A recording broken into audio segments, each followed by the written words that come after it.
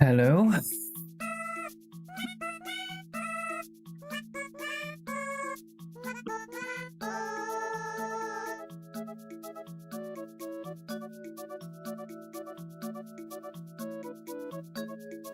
Am I second? You are second indeed. Hello Biobag. Hello Zena. Hello Super Mario Lover.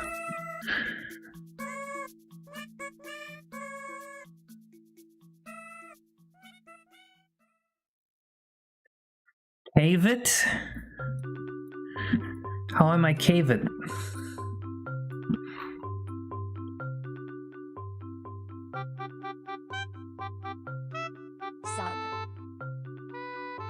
Sub 44 months, that's a long ass time. In case I say sorry being late, but congrats on becoming parents. Being late? Dude, I just started streaming. Oh, you mean being late on the congrats. It's okay. You are forgiven.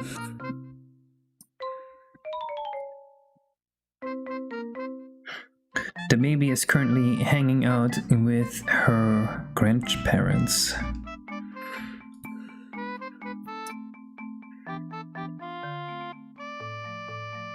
Yeah, Zaina's having a lot of fun with the baby.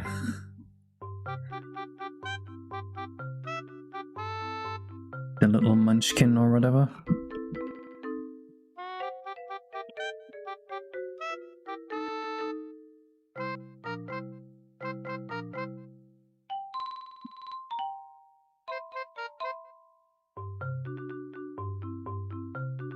Hello Valze.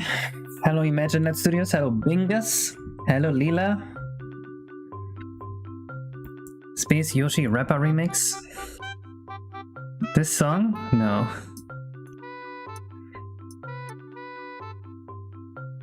But I absolutely should make a rap song about Space Yoshi at some point. It would be extremely funny. Show your baby on stream. You go first.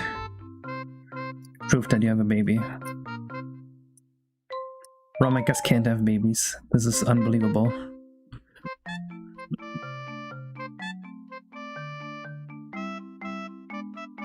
It's so funny. Every time I upload a video that I show my face in, everyone's always like, Case, you're so much muscle. How is this possible?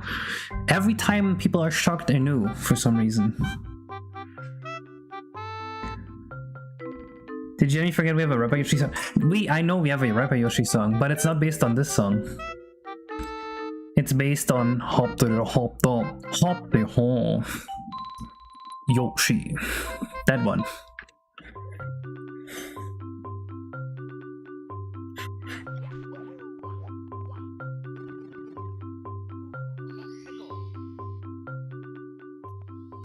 Similar, I guess. So, what are the changes since last time? This room now looks decent. It's still not good, but like, it no longer looks like complete ass. I kind of like this ice carpet here. I think it's a nice touch. Hello, Skyloft Sword. Have you considered cutting? You would look ripped. Yes, but I'm kind of just in it for the long term. And I think long term, not cutting right now is the better choice. I usually cut like once a year. I was planning to cut again, I think after Christmas. Christian cross on the ground. It's not quite the Christian cross.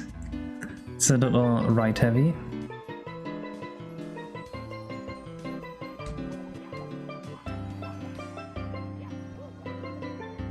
Oh yeah, we should listen to this level with the music.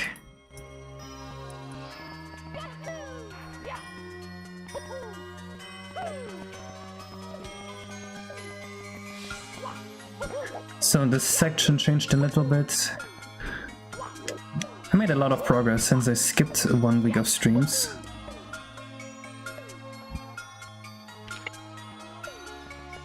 Oh, that's okay, Bioback.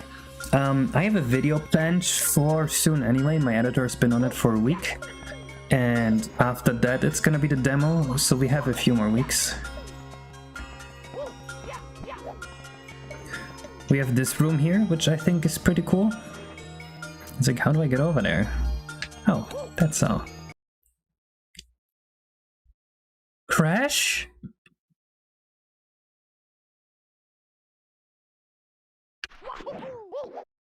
Okay, it shouldn't have crashed there. That is a problem. Emulators emulate lag for console compatibility. Accuracy. They want to just get accurate.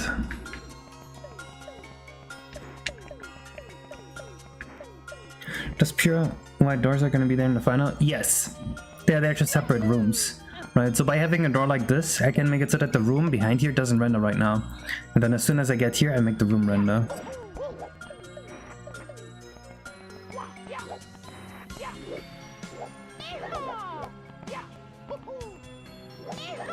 What the hell is going on?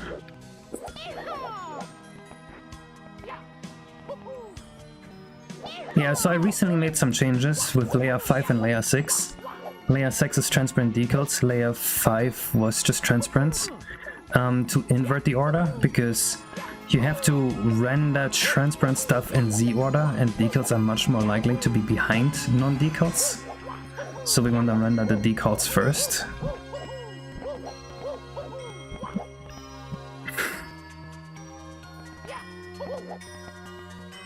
A cooler winner.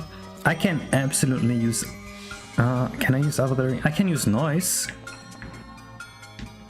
Probably. Like, imagine you come closer and there's like a noise filter here. That would work.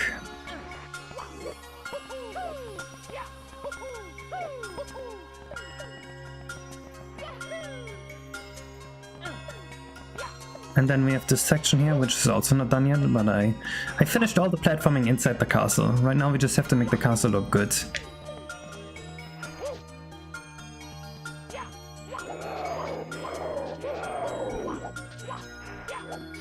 We got this section here with the big boys shooting fire at me. Then we got the section here with the toxic ice.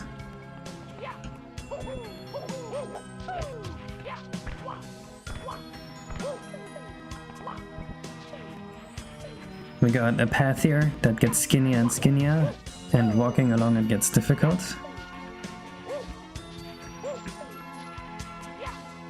But it's manageable. Then we got a far jump here. We got more paths that go skinnier. I think the difficulty here is appropriate for Quest 13.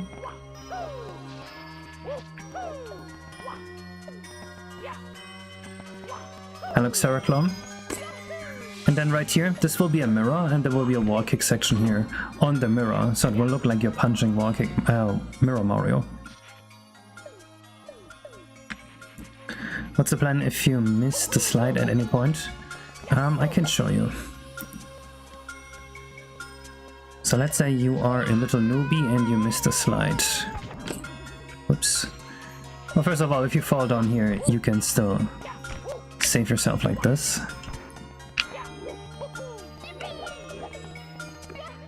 And then on the slide there's usually 5 coins that would heal you. And then if you miss this, well, it sucks for you, but there's a line of coins guiding you to safety. And right here you can heal. And then if you fall down here, well, you can just kind of book it.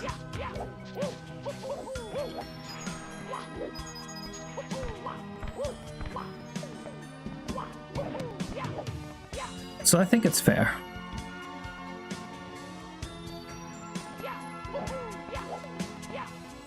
Is the HP circle supposed to be stretched? No. Yeah, I think it's good enough this way.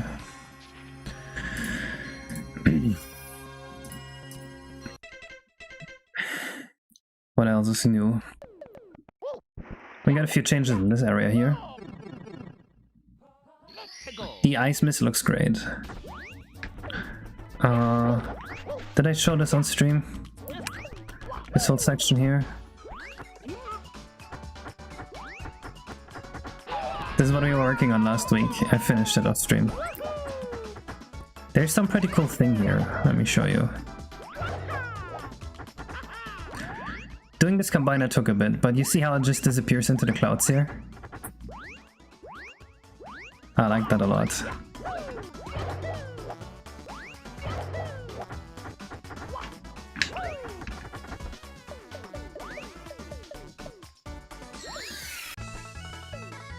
And then the sunflowers here.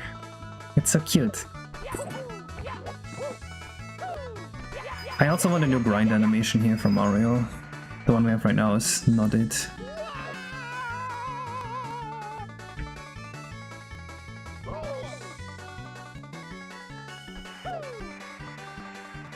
No, Mario. It's savable. There we go. But would you have a use for custom draw layers?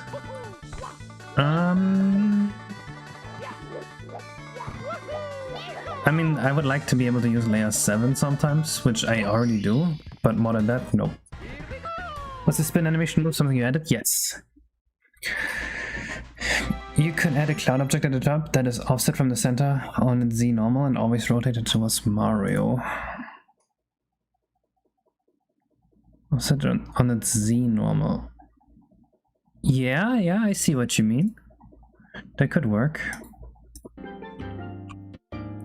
And by the way, today is likely going to be a special stream with Sain as a guest, because he wants to talk about X3 stuff again. We might be able to get around 300 microseconds of performance in course 1 for free, and then a lot more performance globally in the entire game for free, which would be really cool.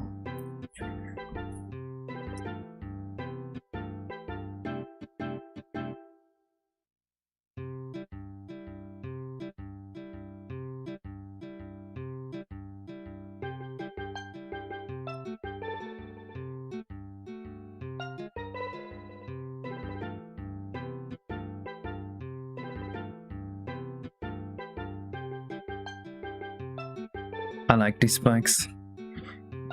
They got some nice charm to them.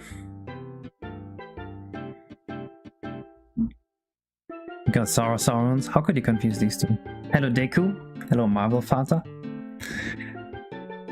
You're cooking good. Alright, alright. I'm not doing Banjo-Kazooie Last Impact. No shot.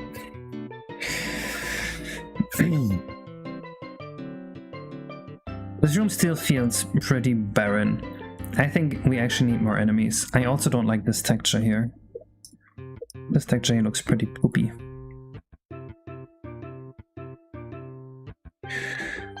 You added Grasp and Mario Breath be seen in cold levels. I have not added that as a feature.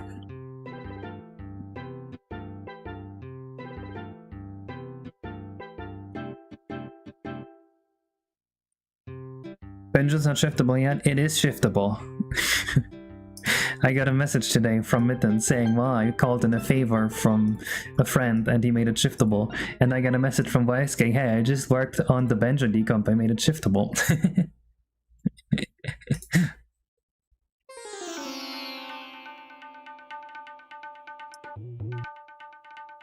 Of course, it's YSK. Who else but YSK? You thought he was working on it? He was working on it and then he finished working on it. Hello, Voiceover. I agree, Jonathan. This one feels very different from the rest of the games. From the rest of the game. Voiceover. Well, this guy sent me that you will never escape from the Simpsons once. I mean, if he's enjoying it, why would he want to escape, you know?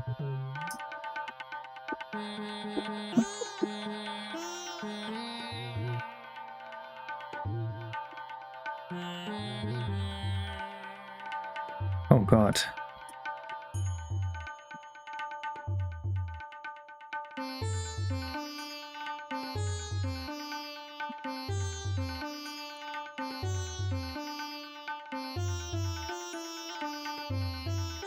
This still looks like shit. Hey, side chat, how was your no fentanyl Friday last night? Mine was tough, haha. I haven't done Fent in a while, so... Is it possible to make a game run 60 FPS? Banjo-Kazooie 60 FPS consistently seems tough. I don't want to say it's impossible, but I will say it's unreasonable.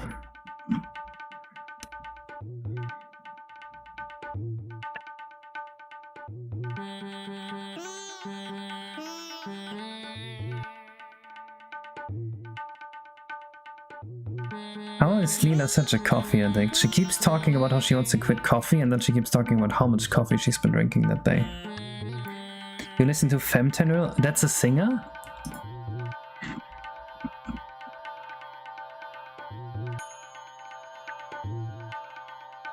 And no, I have nothing to do with fentanyl.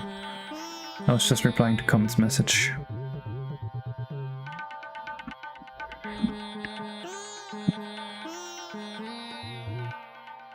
Right, so Rare already implemented optimizations that weren't made for SM64. Okay, what Rare did in Banjo, from what I've heard, I cannot talk about. Because if I talked about it, you guys would hate me.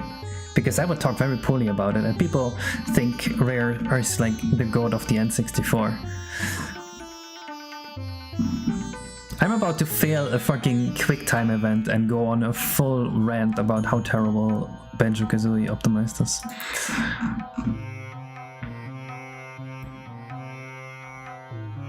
Fentanyl is Zuma music? I imagined with a name like that. Make a Rareware video? Nah. It was 1990X, they didn't have VS Code and Copilot, they generally couldn't do better. Yeah, it's true. It's nothing they could have done. Loading and decompressing and relinking code in runtime while you're in the level? Yeah, you know what? It was a 1990X. We couldn't have known that decompressing a fucking code segment was slow.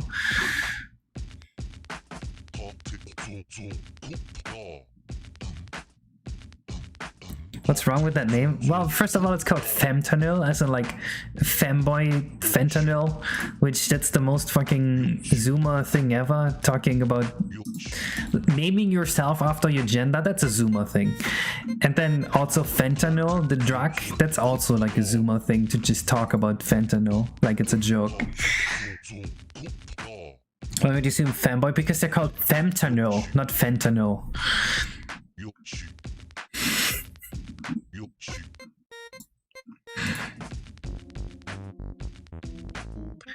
Wait, okay, I'm googling them. Fentanyl music. Okay, I googled them. Look at this. You telling me this doesn't look like Zuma bullshit?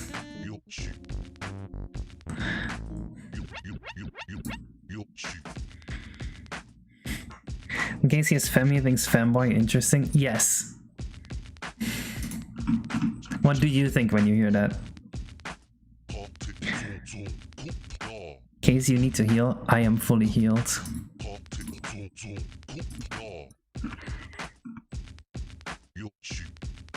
You think femme? That's not a word. I think femme as in feminine.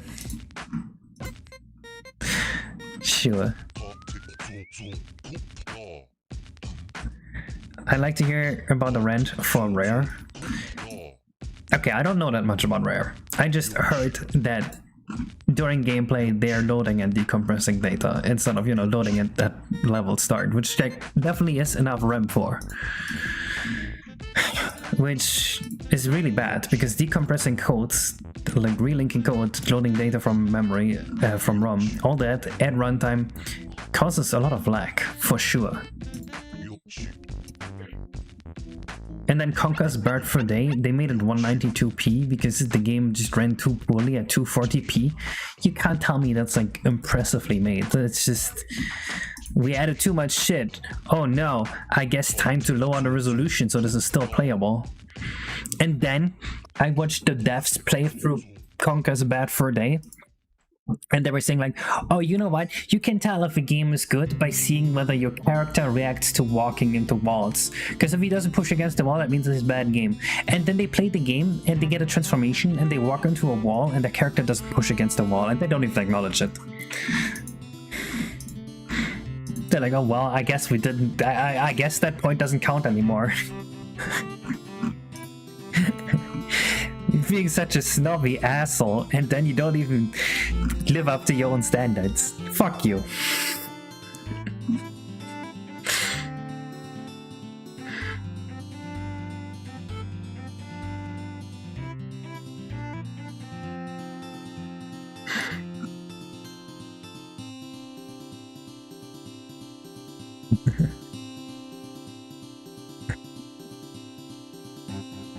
I'm about to get cancelled.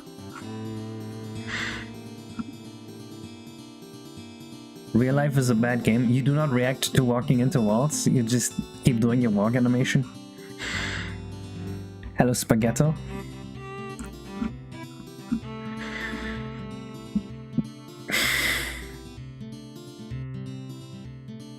No, you just bump into. Well, then you're at least doing an animation.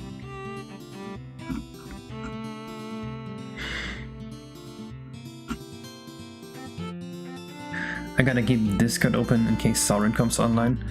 He said he's gonna be here sometime shortly after the stream starts.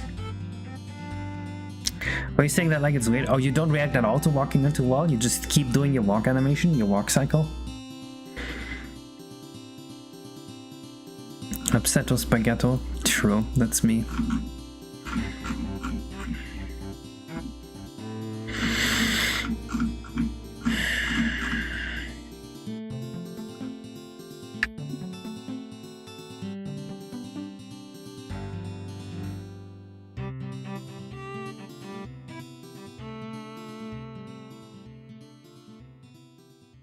My cat doesn't push her paws towards the wall. PK/BT official still unmatched though. I'm sure Biobag is 100% serious about the statement and it's not a joke at all.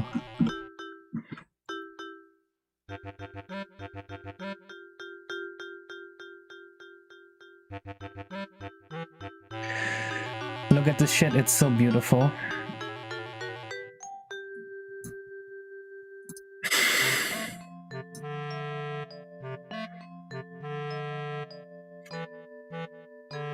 You know what, this is unfair. This is like not a realistic gameplay angle.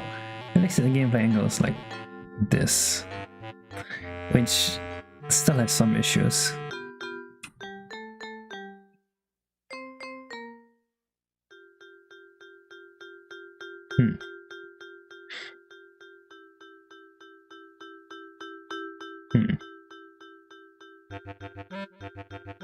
That has to be a render bug, right? It doesn't actually look like this.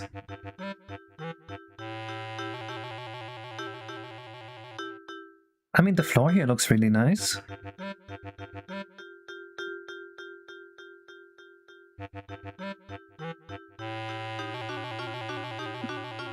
You actually think this looks insane?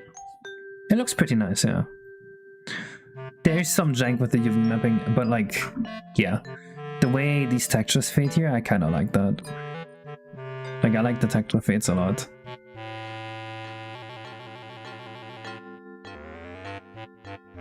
Although this is like a really small level. This barely even feels like a real level to me.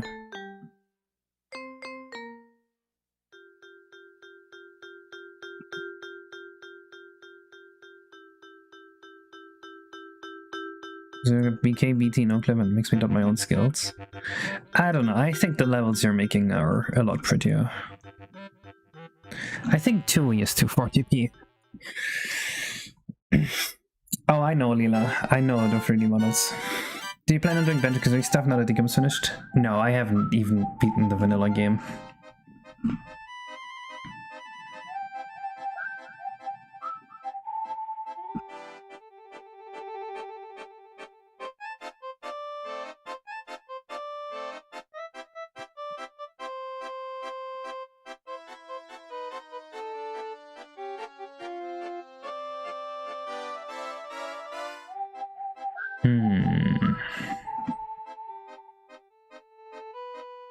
What's a good floor texture?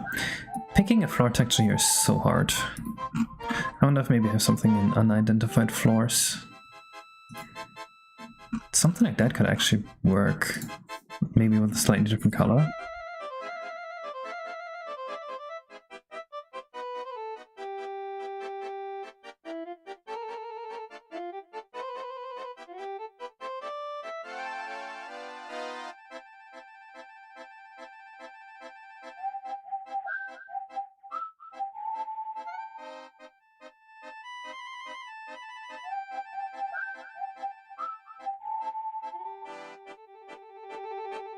Kinda like it. The Yoshi does really like these 10 notes. I think it's kinda nice that there's a leitmotif.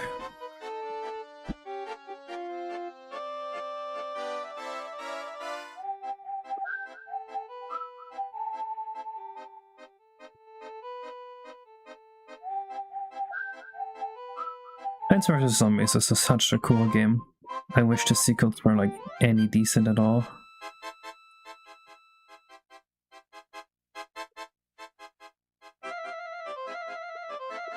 Oh guys, are you ready to hear my opinion on Final Fantasy VII? Are you mentally prepared? I am gonna piss off so many people by saying this. No. Oh no.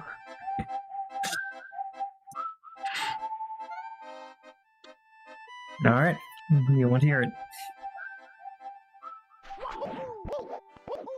You're just gonna be etched with that information now.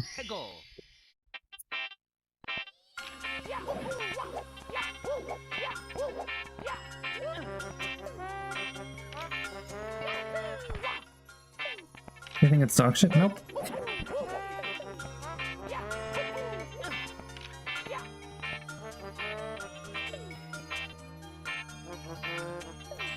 Can I remember to play this for my case? Can you tell me how long it will be before the final release? I don't know, honestly.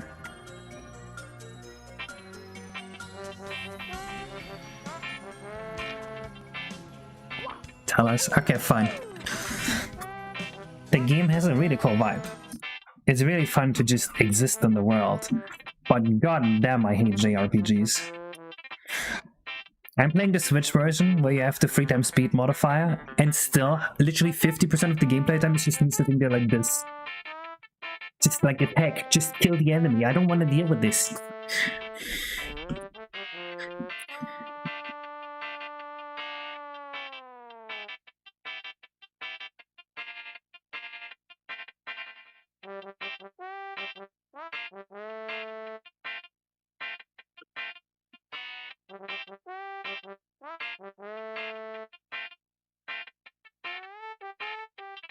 This gameplay is so much better. That's interesting.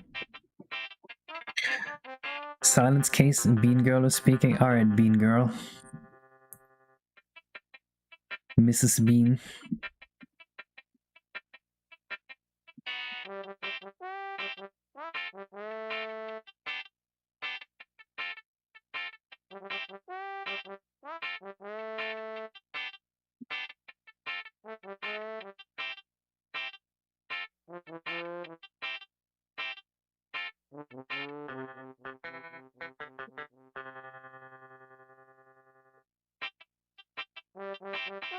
This might work.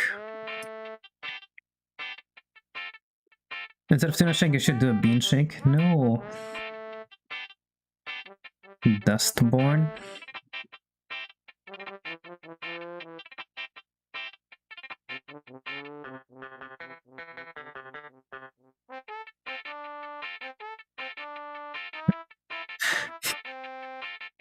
That definitely looks like a game Twitter will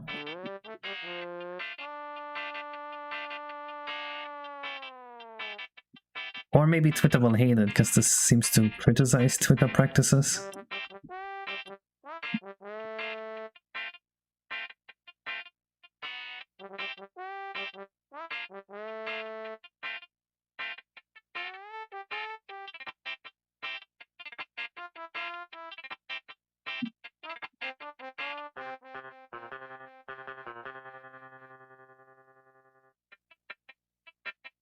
Dude, what the fuck?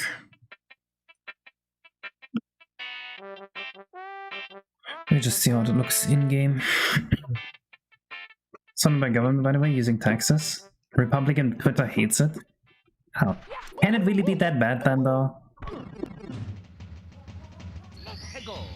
What do you think is the most obscure Mario 64 thing to have fan art on Rule 34? The cloud painting in the second story of the castle, to the right when you go up the stairs. Oh, that's kind of nice.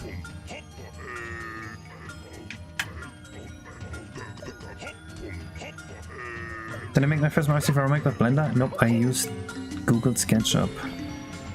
It was not a good time.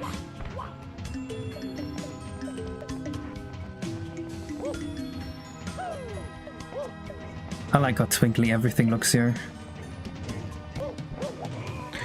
Could it be also doing Super Mario 64 Invisible Worlds? Yes, I did that. The retro section for this is Super Mario Land. It's a little dancing flower weather effect from the beta. There's a drone of it with huge boobs. Oh. Interesting. Alright, I think this room here, we can consider it to be finished. Except for the UVC, obviously, but that's at the end. It's very bright, I think too much. No, I like how bright it is. I actually don't like the way this thing looks. I think it needs to have darker edges. So let's fix that first.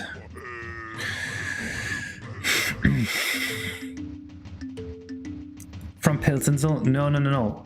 Google SketchUp. That's from Google. Pilsensel made Rob Manager in 2018, which was 7 years after I started modding. Or maybe it made it in 2017. I remember in 2018 it was really usable though. When he starts in this? 7 stars, 12 levels, that's 84, and then like a few extra, like 90, 100, something like that.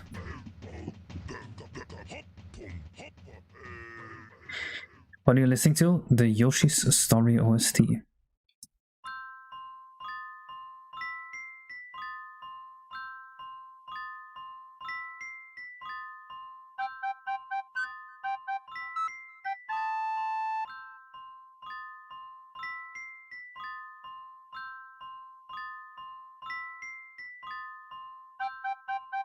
Will it be an outside area? Yes. It will be a little village with penguin huts. Zena's actually working on some assets for it right now. Isn't by Google anymore? Dang.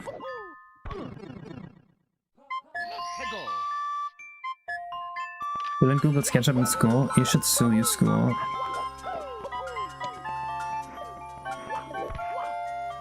I think it's too transparent. I think that's the issue here.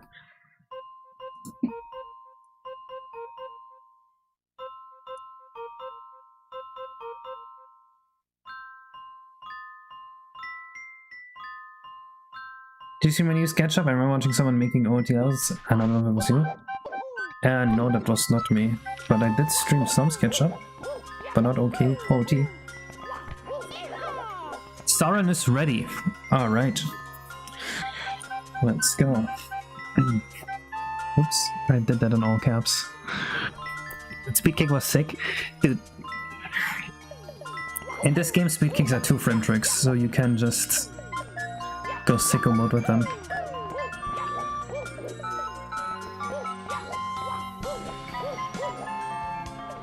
Come on. Of course, now that I actually tried to go for it. Did you mean let's go? Yes. Mexico. Mexico. Alright, I'm calling him.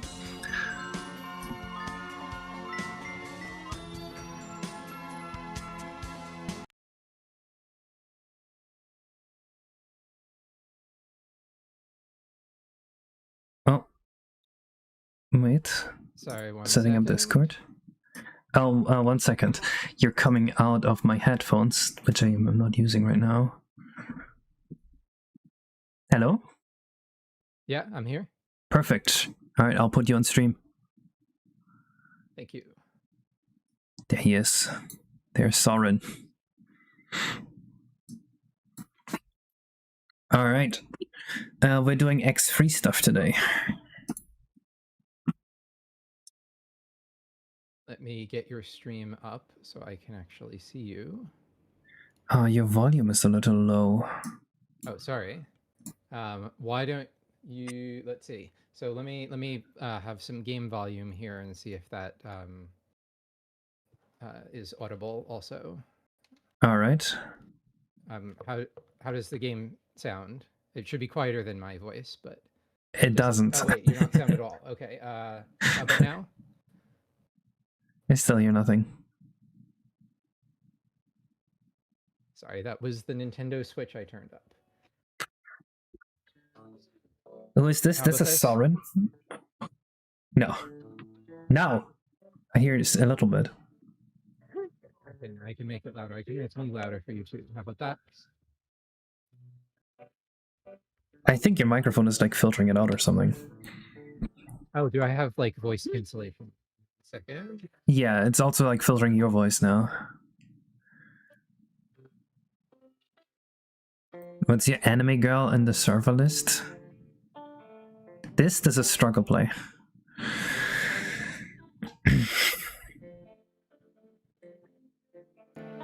All right, what about now?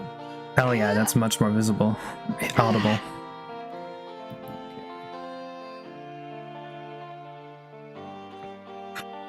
Yeah, so if you guys don't know, this guy is Soren. He's working on a new microcode for the N64 called X3, F3D-X3. It's like an evolution of F3D-X2, and it is supposed to have a few performance benefits, and you get more vertices in the vertex buffer, so overall it will just be way better than X2, and hopefully this will give us a few more FPS. Okay, let me get out of this game playing sound here. Just got your stream up. I see your chat. Oh, the chat seems to be kind of empty.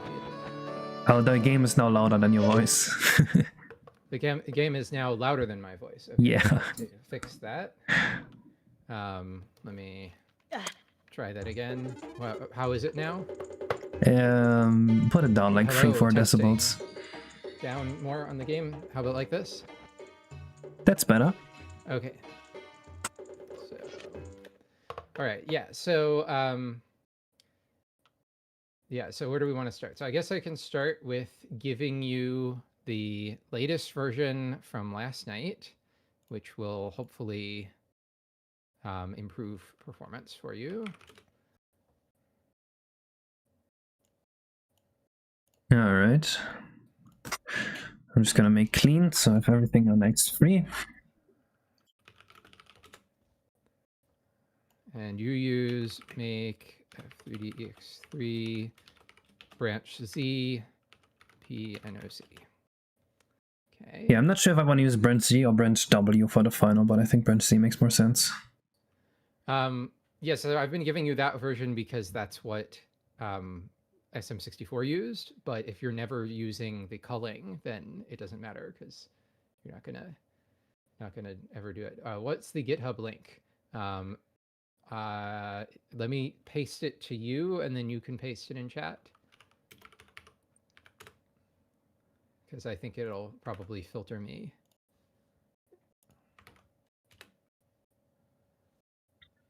Here you go. Oh, someone already did our work for us. Okay, yeah. Hi, Leela. Leela is one of the FAST64 devs. Anyway, so let me send you these.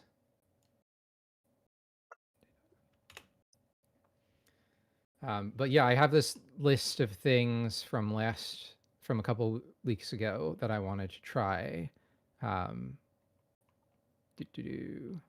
One second, I'm gonna have to turn the stream off for a second. I hope this doesn't crash my OBS, guys.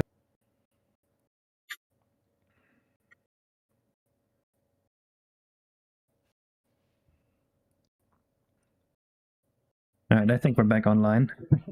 Yeah, so your stream just came back up. Hello, Wacher Innovator. All right, I got the things in. Now I just gotta change the text from branch W to branch C. For some reason I used branch W at first. I don't remember what the exact difference is, but it seems like in the past I deemed W to be better. There is one instruction difference, and it is, where is it? Branch WZ. I'm guessing it takes a W component instead of Z? Yes.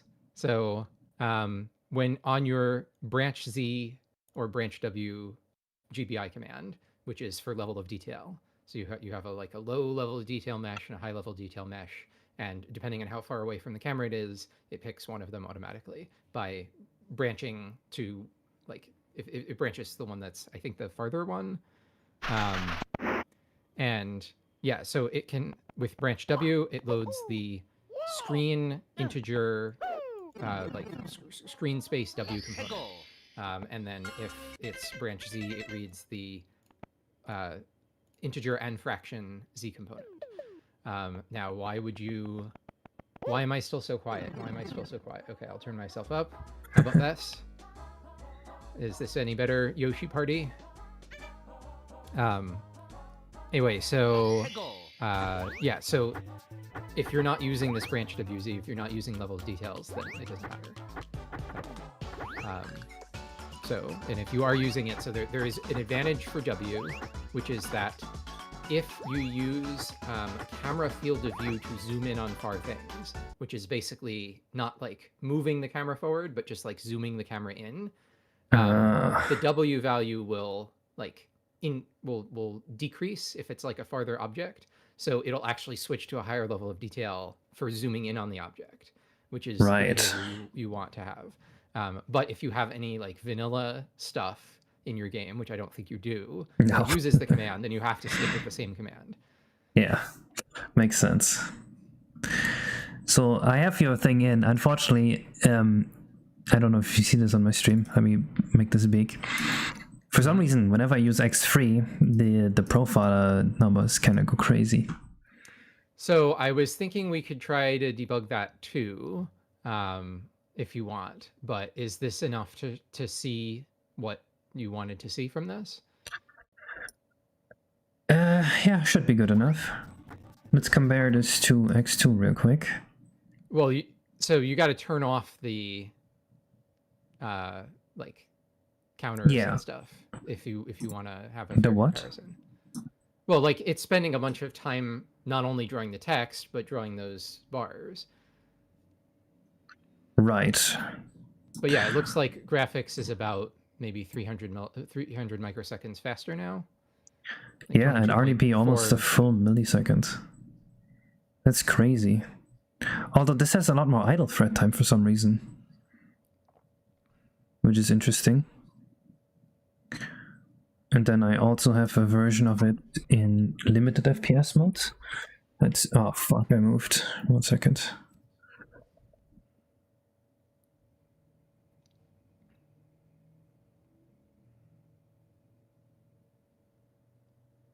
Yeah, so Leela is asking vanilla EX2 or the custom EX2. It's a custom one. Yeah, it's the one that has okay, so let's see what this is now. 200 milliseconds better, and oh my god, RDP almost a full millisecond, over a full millisecond. Okay, well, are you satisfied? Oh yeah, that's much better. Let's check the performance with nothing on here. Yeah, that's pretty nice. I think this is now an improvement. I'm glad there's not much left to squeeze out. Well, the next thing to squeeze out is gonna be all the extra comments you added, right? And the vertex buffer. Oh yeah. So okay, yeah. So there's a lot of things that we can talk about. Do you want to talk about like one of the things or a couple of the things that I recently did to actually get some of this performance back? Yes, that would be very interesting. Okay, so the philosophy of EX3, just like over the last, since I started it, it was just like started as, OOT is always RDP bound, so it doesn't matter how much time the RSP takes, as a first approximation, and let's make some interesting graphical effects and interesting lighting stuff. And so I rewrote the vertex processing. And part of that was also so like when you have very, very optimized RSP code, you have to manually allocate all the registers. So like register both the scalar registers and the vector registers. So like scalar register 14 whatever is just a global variable that's always used for a certain thing. And like scalar register 9 is used for these 3 different things. And on this code path, it's used for this. And on this code path, it's used for this. And you have to make sure that those code paths like never intersect and that you don't have like over, 2 different things trying to use the same thing. And so EX2 did that kind of stuff with the vertex writing. And they had like a lot of stuff in registers. Basically, you have these loops in the RSP, and you can have like data. Like the loop isn't just processing, let's say, one pair of vertices from the top to bottom. It's processing like the center part, like the middle group of commands for a given pair of vertices, but it's also finishing the commands for the last pair of vertices and starting the commands for the next pair of vertices in the same loop. This is like loop pipelining. And so they were just like carrying all of these dependencies everywhere in registers, and the registers were all disorganized. And so the first thing I did way back, like this was like a year and a half ago, is I just rewrote it, made everything really simple, and I wasn't really looking at the performance numbers. Like I checked that the RDP time wasn't getting worse for OOT, but the RDP time wasn't affected because the RSP is like, it's so lopsided in that game. So, okay, so I did that, and then, got some nice, interesting stuff. And then you started talking to me about improving RDP time. So I added things like the auto batched rendering, where if you run the same material twice, it'll detect that and then skip the texture loads the second time. And so, oh, you feel like you're watching college lecture. I haven't even started about like, oh, these are, this is how the pipelining works, and it takes these 7 cycles. No, I'm not. Yeah, this is still the dumbed down version that I can understand because I never looked at microcode. Yeah, I can talk about that a little bit if you want, but yeah, anyway, so I added things like that were supposed to improve RDP time, and you get a little bit of RDP time savings. Then the other thing I guess I should have gone back is when I improved the, when I rewrote the vertex processing, it was for a few reasons. I wanted to like clean up all the register stuff. I wanted to add new lighting effects, but I also wanted to increase the size of the vertex buffer. So this is basically a cache in the RSP's memory for sort of recently used vertices, but it's manually managed. You load a bunch of vertices and you can reuse them. And so I can actually show an example of what the difference is in performance. So this is a mesh. This is a Suzanne monkey. Let me turn off the light moving here. So this is taking 7.6 milliseconds to do. I mean, link is behind it, so there's a bunch of stuff. But this is a mesh. It's like about 1,000 vertices. If I look at it and put link off the screen, you can see it's about 1,000 vertices. There's a few vertices for HUD and stuff like that, but about 1,000 vertices. And this is using the 32 vertex buffers. This is still F30EX3, but this is using like the model exported with F30EX2 with the 32 vertices. And so right now you can see 7.6 milliseconds on RSP time for graphics, right? If I change this to this version, it's 7.4 milliseconds. So it's like a 7.5. So it's like a 150, I mean, something like that, 150 microsecond improvement by increasing the vertex buffer size. And the amount of improvement that you get depends on how many vertices are shared across triangles that are like reloaded. So if you have like 32 vertices, you could draw a bunch of triangles, and then you have another 32 vertices and you draw a bunch of triangles. If any of those like second set are the same as the first set, then you've wasted time by reloading them. And if you made the buffer larger, then it would save that time. That's the only advantage. Isn't there also an advantage in just having less comment and like less DMAs at all? Yes. It seems to be very small though, right? Because I just tried exporting it with the X3 buffer, and if you look at my stream, there's basically no measurable difference here. So I think what's going on for you, but I'll talk about that in a second. Well, okay, I guess I'll answer that now. So I don't think your scene has a lot of connected meshes. Yeah, exactly. So like if you have like those mushrooms, right? Like each of those mushrooms would fit in the vertex, like the cap of the mushroom would fit in the vertex buffer. And so you can maybe like load 2 mushrooms and draw those 2 mushrooms and then load another 2 mushrooms. But it's only if there's like a continuous thing that you're loading pieces of it, and then like the edge vertices have to be copied. That's when it will really help. I mean, that would be some of that, right? Because like actually the UVs are different, so maybe not. Right, that's the other thing. So split vertices is a big problem. Yeah. If the UVs are different, or if you're using flat shading and the normals are different.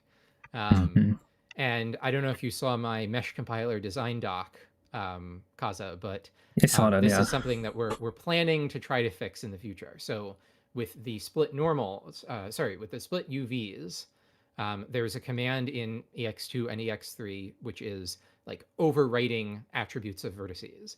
So you can like load the vertices and then render the triangles with the the one UVs, and then overwrite the UVs and then render the triangles with the other UVs. I saw it. Do you think that's worth it? Because isn't that also like a full comment? So I guess you save 8 bytes of data throughput. Is that it?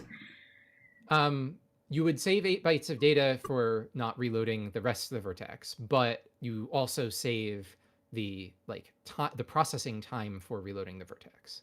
Oh, okay. Like just overwriting the attribute is less time than actually reloading the vertex. Makes sense. Yeah, and so when in your case, that rabbit scene is RSP bound. So it's not just we care about saving memory traffic all the time. It's we care about saving every RSP cycle. Yeah. So to go back to what I was originally saying about like the X3 EX3 performance, is I did all those things. I made some performance improvements which would help with RDP time. I also made some performance improvements which would help with point lighting. If you have a huge number of point lights, like if you have like 7 point lights, EX3 will be faster than EX2. But then I gave it to you and you were like, hey, this is way slower. And then I started actually measuring things. And then, well, first of all, I found out that your scene was RSP bottlenecked. But then what I did is I built this thing called LVP NOC. So NOC is no occlusion plane. So that just cuts out the processing time for checking whether every vertex is behind the occlusion plane or not, which is just like a feature I added. LVP is legacy vertex pipeline. So this is porting the F3DEX2 vertex processing to F3DEX3. Now you might ask, why isn't it just like, oh, you just like copy and paste the assembly in? Because I've changed all the register allocation stuff. Yeah. And because LVP still supports 56 vertices in the buffer, and their default stuff doesn't support one of the things. Basically, vertices are in EX2, they are hex 28 bytes. So 5 words internally. Like when you load them, it's 2 words, it's hex 10 bytes. Then when they're after they're transformed internally, they're hex 28. F3DX3, in order to save space, I trimmed it down to 26. Which means well, first of all, interesting. You're saying a word is 8 bytes. That's not how I know it. I always say a word is 4 bytes. But sorry, like DMA word, right? This is a 64-bit console. Okay. In the RSP, everything is like a register in the scalar unit is 32 bytes. But yeah. Anyway, so it's no longer a multiple of a DMA word. They're all like shifted a little bit because I put them in there. And so the vector instructions in the RSP, all the immediate offsets in a vector instruction for like load or store. Let's see if I can pull up an example here. They're going to be all different, right? But you don't actually need 4-byte alignment or 8-byte alignment? Yeah, so if you're doing a load quad vector, this is load 16 bytes in one cycle. Your offsets have to be a multiple of 16 bytes. If you're doing load double word vector, which is 8 bytes, your offsets have to be a multiple of 8 bytes, and so on. And so the original vertex processing used these offsets, but because all the vertices were a multiple of 8 bytes, they could do that. Because mine are a multiple of 6 bytes, to go to the next vertex is not an even number of 8 bytes, and so I couldn't use those offsets. And so I could, like, their whole code just would not work as is. And so this had to be like rewritten and using the same strategies. And then there was also some other things. So the upshot of all of that is, so then I made that, and then Kaza took it, and then it was still like 1 millisecond slower. And so then over the past like 2 months, I have been shaving time off and going through and like counting cycles by hand of EX2 versus EX3. And I won't go through the details of it, but it's way more than just counting cycles in a MIPS assembly. For parts that don't have any vector code, then it's basically the same. I can show, let's say for command dispatch, this is something that I fixed a few weeks ago. It is also interesting to note that for like the last 28 years, I was like, well, the reason the N64 is slow is because of fill rate and memory throughput. And now we're at this point and like, actually, it's the RSP. Well, it's because Kaza has like optimized the... Sorry, I keep calling you Kaza because you said that on one of your videos like a year or two ago. And now you say K's. So what should I call you? I use whatever sounds better in context. It doesn't matter to me at all. Okay. Yeah, so so it's because you've optimized the RDP so much, because that was usually the bottleneck, that then your rabbit scene is now RSP bound, and now that's what has to get optimized. Yeah, so this is command dispatch, right? These are all scalar instructions. There's no vector stuff. First of all the stuff in ifs are for like profiling, so those all are just not in the base version. So we can skip those. And then the only other thing, well, for scalar code, anything that loads to a register other than an arithmetic instruction has 2 cycles of delay before it's ready. So this move from coprocessor 0 into register 1, then I have to like not use register 1 for 2 cycles, and then I can use it in this cycle. I can use it immediately. Like this will still work and give me the right results, but it will stall for 2 cycles for it to be ready. So I had some like stupid things in here, and I just like looked at the X2's version and then sort of copied it, but things have changed. I'll talk about that in a second. But so to count cycles of this, you say, okay, this is 1, this is 2, this is not depending on anything, this is 3, this is 4, this is ready in time, 5, 6, 7, 8, this is dependent on this, that's ready in time, so 9. Oh, the $7 is ready in time, even though you use it next line?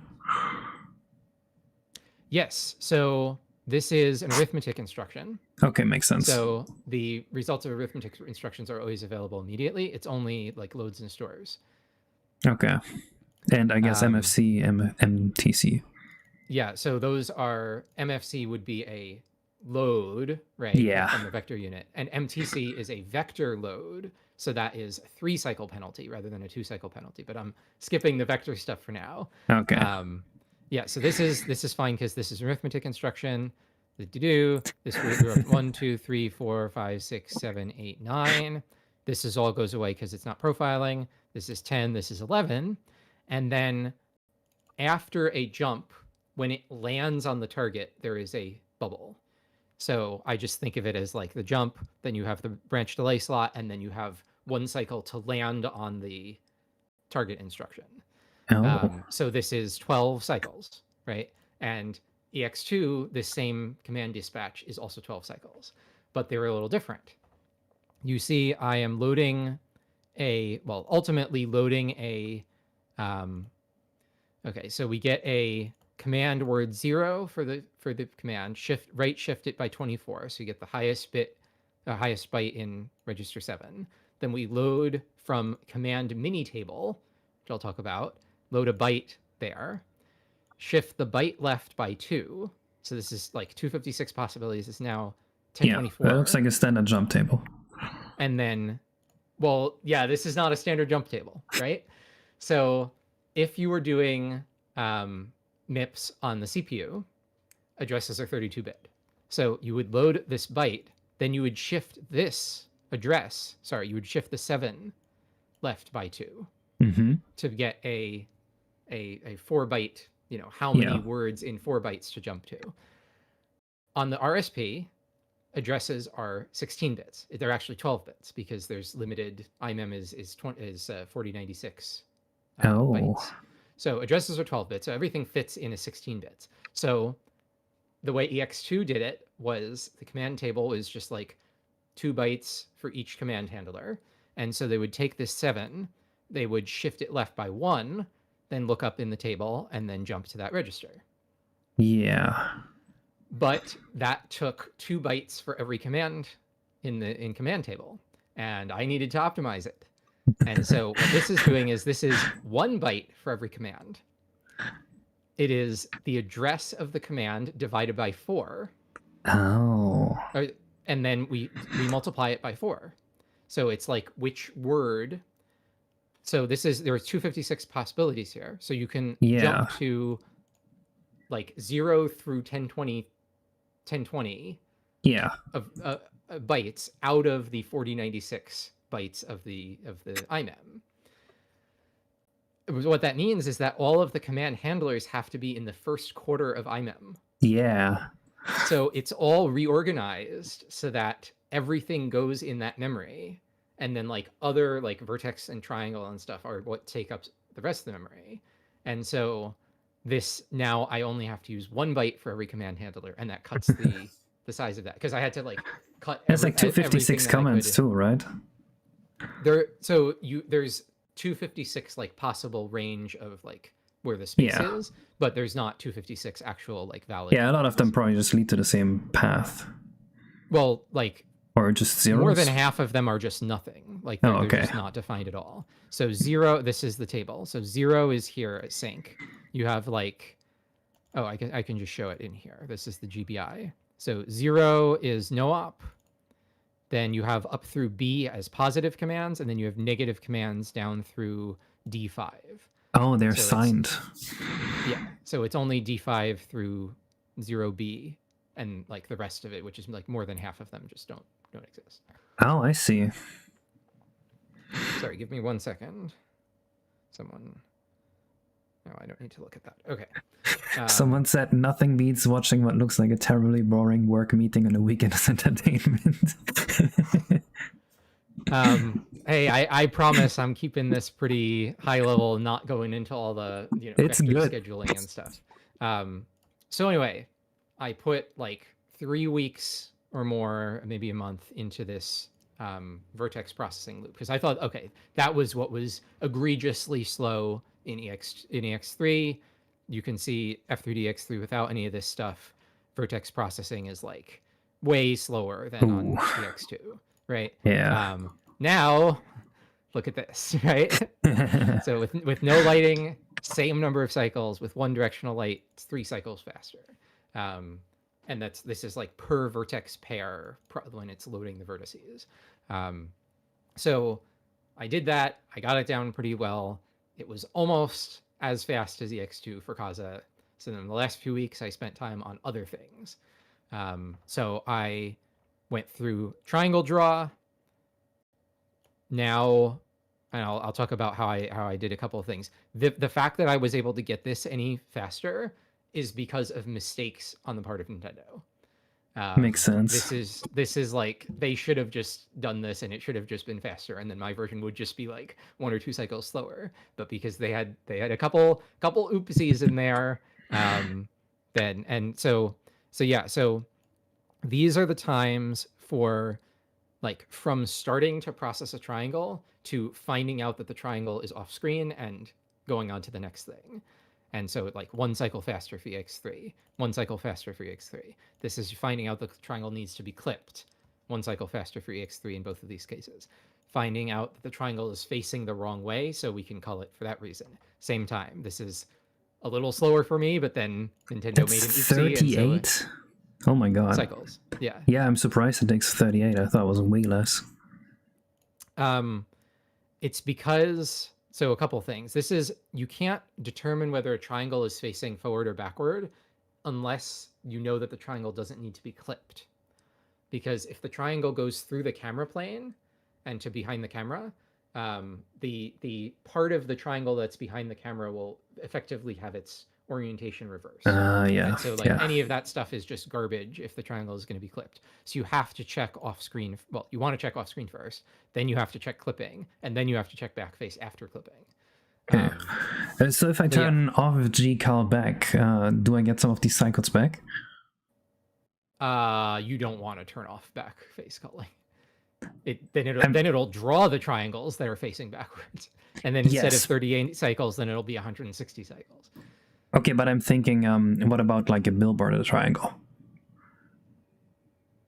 Oh, no, it doesn't like skip the check. Okay. If it's facing the wrong way. Yeah, that's what I needed to know. Yeah, no, it doesn't doesn't do that. So and then yeah, actually drawing the triangle, couple bugs, couple perf bugs, and in the original, and that's why this is a little faster. So this is what you're using now. And then the thing I just spent like the last 2 days on was transforming light directions. So this is something I didn't have to use to deal with in EX3 because it does things in world space. But in EX2, whenever you load a matrix or you change the lights. So in your scene where you have like superfluous, constantly resetting the lights to the same thing, every one of those times it clobbers this and has to recompute it, both on EX2 and EX3. This then, the next time it runs vertices, it has to recompute the matrix if the matrix changed, and then recompute the light directions. So it is transforming all of the lights into model space. So like if you're rendering Mario, you get to Mario's hand, it transforms, like it redoes all of the lighting into the space of Mario's hand. So then when it's loading the vertices, it doesn't have to do any more transformations for the lights. The thing is that actually loading the vertices, like this is all happening between starting to load the vertices and waiting for the vertex load to finish. So Nintendo probably thought that this was just like, oh, it's hiding in that amount of time. But if you're loading 32 vertices, that's nominally 64 cycles. There's a lot of overhead, so maybe 100 cycles or so. But this is just like taking more time than that just for the vertex transformation. And so in EX2, this is just purely overhead.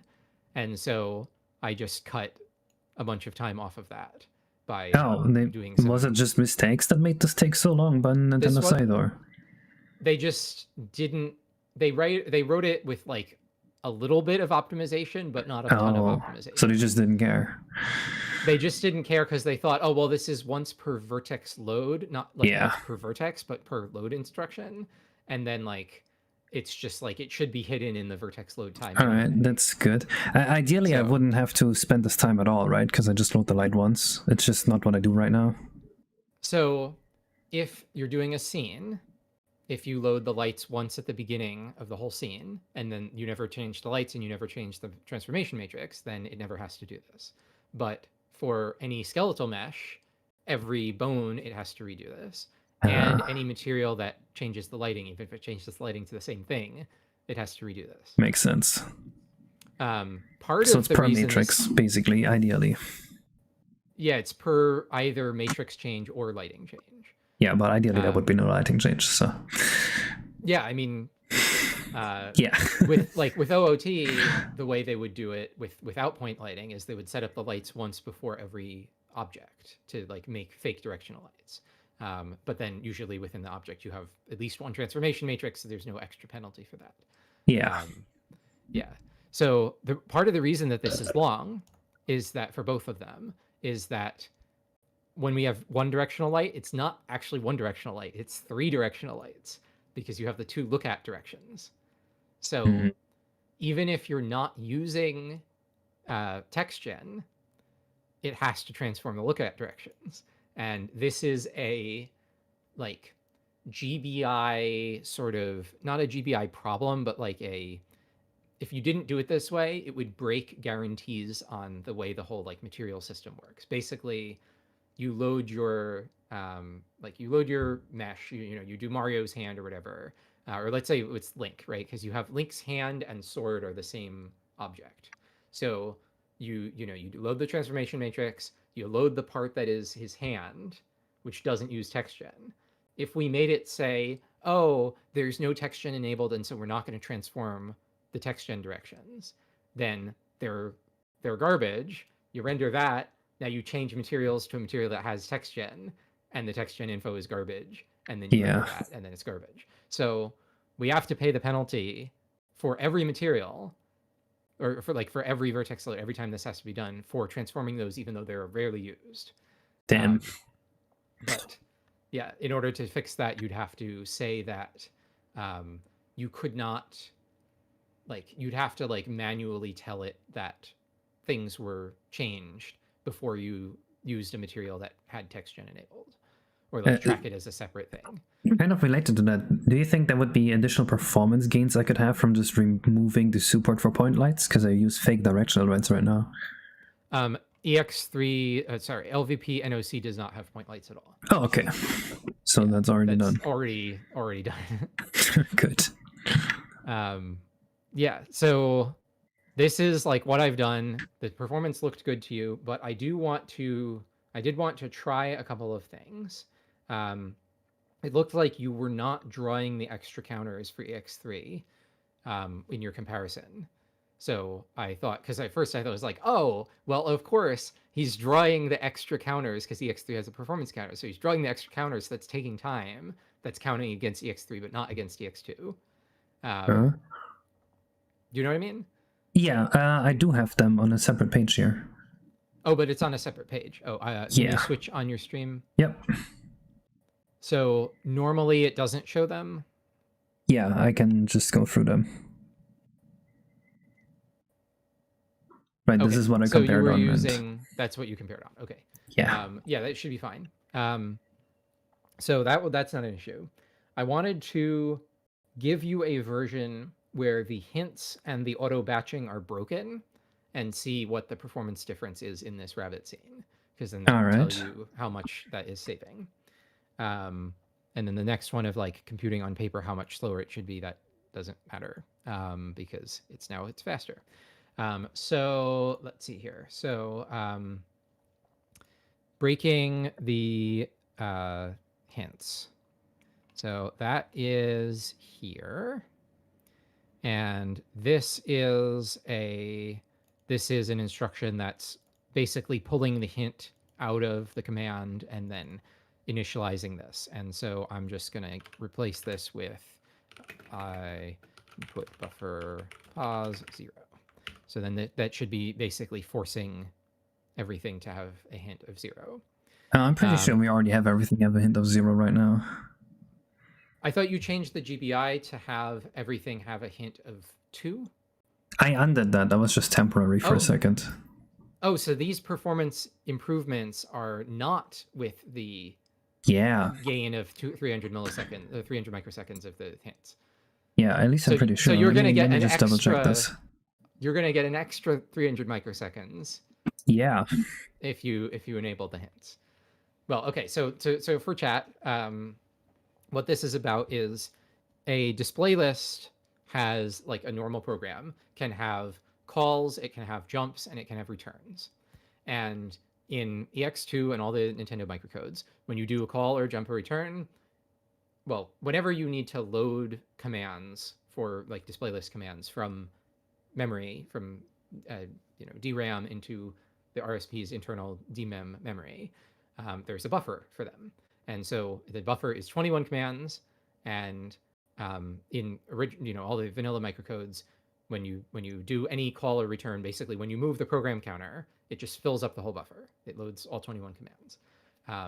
And in in a lot of display lists, especially like stuff emitted from FAST64 without any kind of inlining or whatever. So with map bleed, that's a Mario 64 thing. You can just have all of your display lists like one after another. But in OOT, that's not a thing. So that's it. Basically, the top level OOT display list will just be like call this, call this, call this, call this. And so every one of those calls, when it returns, it loads 21 commands, it executes one command, and then just ditches the rest of it and goes somewhere else. And so that's super inefficient. And so I added this option to put hints into the call, branch, and return commands. And those hints will basically tell it how many commands to load the first time it loads the buffer again. And so Kaza is setting this to globally, when it returns, it always loads 2 commands. And you came up with that because it was like normally you would have just a matrix and then a call. Is that right? Yeah, basically either a matrix and a call or like a material and then another call. That's like 90% of the time. That's what you get.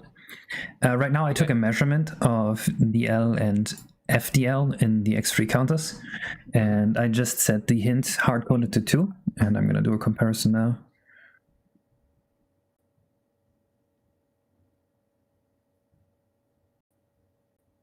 So the way this is supposed to be used is that the exporter will just like decide that, I can't tell what that number is because it's corrupted, but I feel like maybe the DL and FDL display is not part of this profiler. But the E2E is down like 200 microseconds. Okay, I mean, that's good. Yeah, the profiler, so the version I gave you is default, and default does not have those counters. Yeah, that's probably the reason. You're looking at those are like counters of number of rectangles and number of vertices or something like that. Yeah. So I have to give you, I mean, I can do that right now if you want, but yeah, it's not important. What matters is E2E anyway. Yeah. Seems to be slightly down, actually, maybe like 100 to 150, or maybe 200. Hard to tell. So what this is, the way this is intended to be used is that like when you export the display list, the program that's exporting them would just like count how many things are in the target and just set the hint to the correct number. But what Casa is doing is just globally setting it to 2 and just assuming, you know, hoping that more of the time that will be more optimal, and you know, sometimes it'll be worse and sometimes it'll be better, and if it's better enough then we get a perf gain. Yeah. So yeah, that's what you did. I want to try then with the hints, then that's not needed, but then I want to try the auto batched rendering and see how much that will save us. So this is what I just had did not have auto batch rendering yet. No, you have it. Okay. So I want to break it and then see how much the RDP time goes up. Okay. So this is in, where is it? Oh, I moved that. I'm a little worried that without the auto batching, we're gonna have a higher E2E. That's the feeling I have. Yeah, I mean, that's the point, right? It's an optimization. So if we break it, then yeah, but also RSP is gonna be higher now, I think. Worse than an X2. Maybe. We'll see. Before I actually change that, just for the record, look at this. Small RDP command, F3DX2, 14 cycles. LVP and OC, 5. That's pretty crazy. So this is like all of your like load texture, you know, yeah. Well, not the texture, because the texture actually has to check this, but for all of the other stuff of like set tile size, you know, sync, any of the like the miscellaneous, you know, set other mode, set combiner, whatever. And the reason for that is that they had a bunch of like, it branches here to write the value to the RDP. Then it branches somewhere else to check if the buffer is full. Then it branches somewhere else to load the next, you know, continue to the next command. And I just reorganized it so that they're all in a row. And so it just like writes it. It will branch away if it's full, but then immediately starts loading the next instruction. So where is this? It's here. Yeah, so this is RDP command handler. Store the upper, you know, store word 1, store word 0, increment the buffer, check if it's full, branch away if it's full, if otherwise immediately run the next command. And that's the 5 cycles. So load commands handler, load material COML, and if it's less than 0, run the next command. So I am going to just comment this out or make it a NOP to make sure that anything else doesn't change. So this will just always run the load command. So let me compile that for you. I guess material call mode is set whenever the texture is set. So the way this works is actually not here. It is when it runs a set image. Yeah, okay, that's what I thought. So yeah, so what it does is it maintains, there's 3 possible states for this. It can be 0, 1, or -1.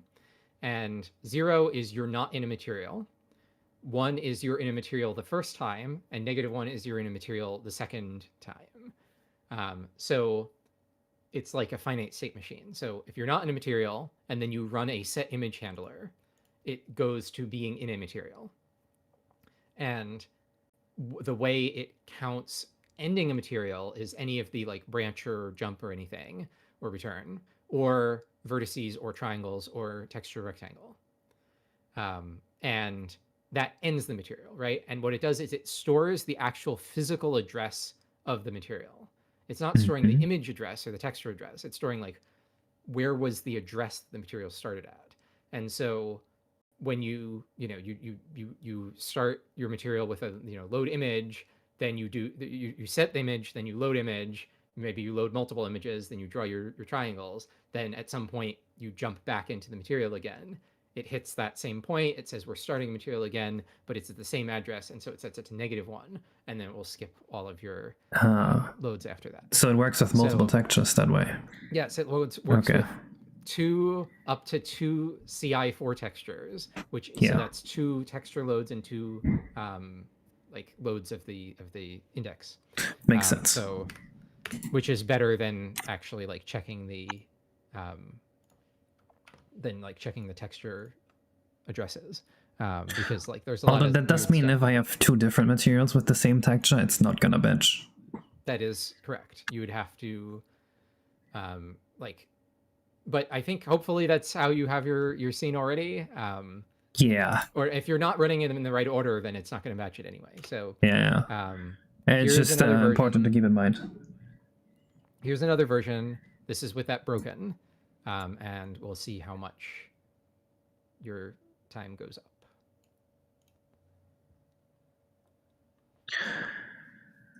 Let's see.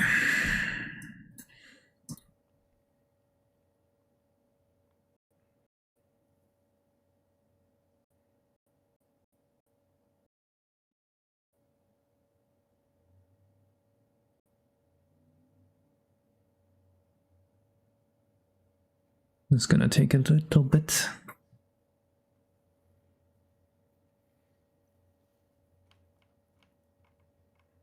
Man, the summer card makes my workflow so much faster. It's so good. Yeah. Yeah. I've been using it for the last couple of months, and it has been so much better. I did have a decently good workflow. I got a really high-speed SD card and high-speed SD card reader, and so I just have it like off camera this side, and the N64 is off camera on this side, and just swap it over. But yeah, it's still faster with summer card. It's also just nicer.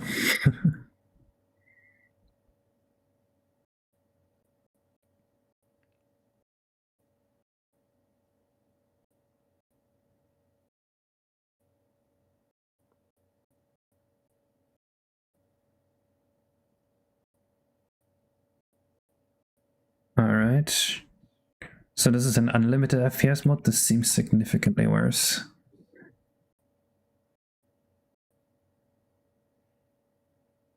Oh?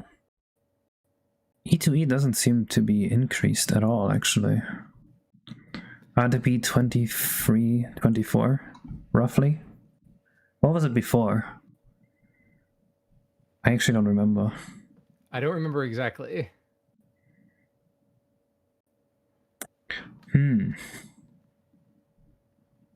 I feel like it was more before, but maybe I'm crazy. So like, I don't know, if you don't have, let's say, those rabbits, this depends on you drawing something like twice that has the same material and it skips the texture load. So if that never happens, because like your scene that's not happening in the scene, if it's not happening in any of your actors, if you're already batching the coins or whatever, it might not do very much.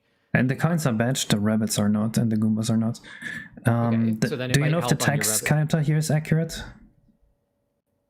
Yeah, that's a RDP counter, so that would never be not accurate. It was 2.2 before, and now it's like 5 point something. There's no way it's that much worse. I think it might be. Let me look at the bunny geo. You might think this is funny. Beta Sigma Omega subscribes and says that they are lost. Thank you, Beta. Well, you came into a stream about extremely nerdy Mario 64 stuff, and you're getting extremely nerdy stuff. So yeah, sorry. Look at this. This is where the difference is from. Oh, so you're loading the same material over and over. It's what was it? 14 times. 14 times. Okay. Well, there you go. But there's no way, like, you got to look at the overall RDP time again, because it shouldn't, that 5 milliseconds, that looks kind of wrong to me. No, that's just texture. Right, the 5 milliseconds for texture looks wrong to me, because like OOT is usually like 3 or 4. Yeah, but I load the same texture 14 times for every bunny. There's like 6 bunnies here. That's 84 texture loads. A texture load is 30 microseconds. I'd like to see the old version. Can you just pull up the EX2 version? Just like the video of it? Because this should be the same behavior as EX2 as far as the texture. I didn't measure text zero. But I can pull up this one here and look at the RDP. 25 point something. Without texture batching, we had 24 exactly, pretty much. 24 exactly, yeah, it's the same. Okay, so then we got to see how much, then we got to go back to the other EX3 and see how much it saves. And RDP is, in yours, is down 300 microseconds roughly. All right, let's look at... You're just looking at the old version. How? Wait, are you talking about... Sorry, I got confused. Without material auto-batching and just your new RSP features, the RSP is down 200 to 300 microseconds. Oh, just from like the memory traffic savings? Yeah, and from your cycle savings, I would imagine. Yeah, I guess so. That would be from, because it's RSP bound, it would be like, yeah, it gets to the RDP things earlier. Yeah. Okay, well, great then. And then I still want to see how much it benefits. I'm working on it. The material batching. Yeah. Oh, do you have the old version? I guess you. Yep, I just downloaded it. Have that in Discord. Yeah. I'm testing it right now. No rush. Sorry, I was a little confused. No, don't worry. That's without mapping. That's auto batching in FAST6 and in F3DX3.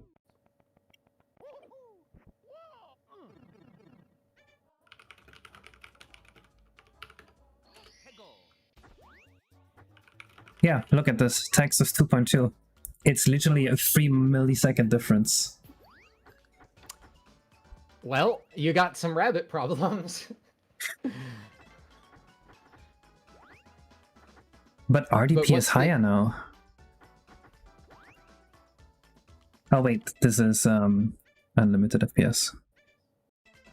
This is what... Yeah, okay, it's 1.4 milliseconds down. Wow. Yeah. Yes, you have big rabbit problems. Yeah, the thing is, usually I manually like batch this because FAST64 can't do it right. I guess I have to look into that. So how many materials are there on each rabbit? Let me look.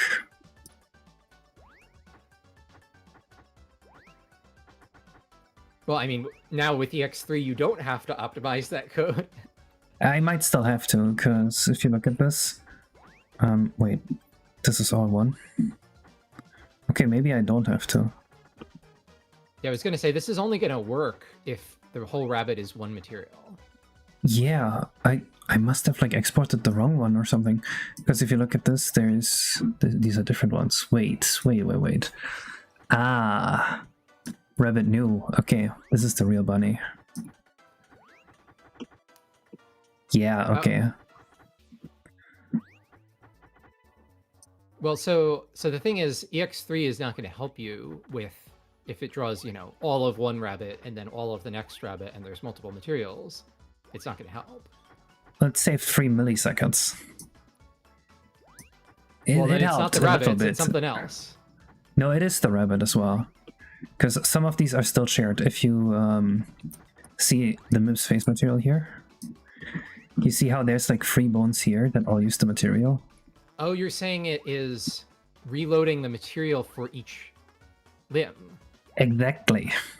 Okay, so OOT, I implemented that kind of map bleeding, and that does work in OOT. So that would not be happening in OOT.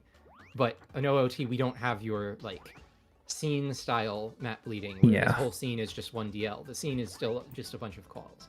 So with the mesh compiler, that will fix all of this, and you'll just have the nice thing for all of your, yeah. Wait, how's the mesh compiler gonna fix this? Leela is suffering because map bleed is off. Okay, Leela, I'll turn the mad bleed on for you. That's just gonna make the display list. Actually, no. If I turn mad bleed on, then it's just gonna inline all the calls, and the material is no longer gonna be the same thing, and X3 can't batch it anymore. It's gonna make it worse. But it will just save the calls that EX3 was automatically saving. No, it won't. You know what I mean? Like, it won't? No. I mean, I can just export this with no, but if it inlines them, it doesn't just inline them. It inlines them, and then it notices that it's the same thing twice, and it skips it, right? Like I'm map not 100% bleeding sure about that. Map bleeding does not just mean inlining. Map bleeding means it writes the difference between the old material and the new material. And so if there's no difference, it will write nothing. Yes, but I don't think it works between armature parts in Mario 64 yet. Oh, okay. I think you might, you know, if you're doing engine changes, you might want to change the whole way armatures work to be more like OOT. So yeah, okay, yeah, if you look at this, here's confirmation. It's loading this texture twice in a row, even though it's on the same mesh. So map bleeding makes this worse. Yeah, no, I thought about this very before. Angry. Update to main, maybe? Oh my god, Leela. Fine. No. Don't update to main. Leave your bunnies unoptimized and let F3DX3 save you. That's the right approach here. No, I don't know. This is this should all be dealt with eventually. Installment. I hit update, Leela. What do you want?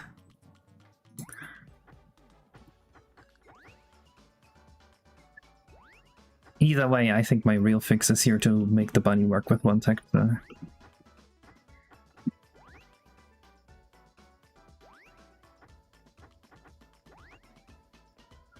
So I'm guessing the way OOT does it is that it kind of has like one display list node for each part of the thing. The way OOT does it is there is no okay, so for skinned meshes, which means like you have triangles that go across different bones, which is normally how it is. There is a region of memory that is allocated that has all of the matrices for all of the limbs. And then in the display list, like it's still separate display lists at some level for each of the limbs, but there's a callback between them in case you want to like modify the limbs or like add have the character holding an object or whatever.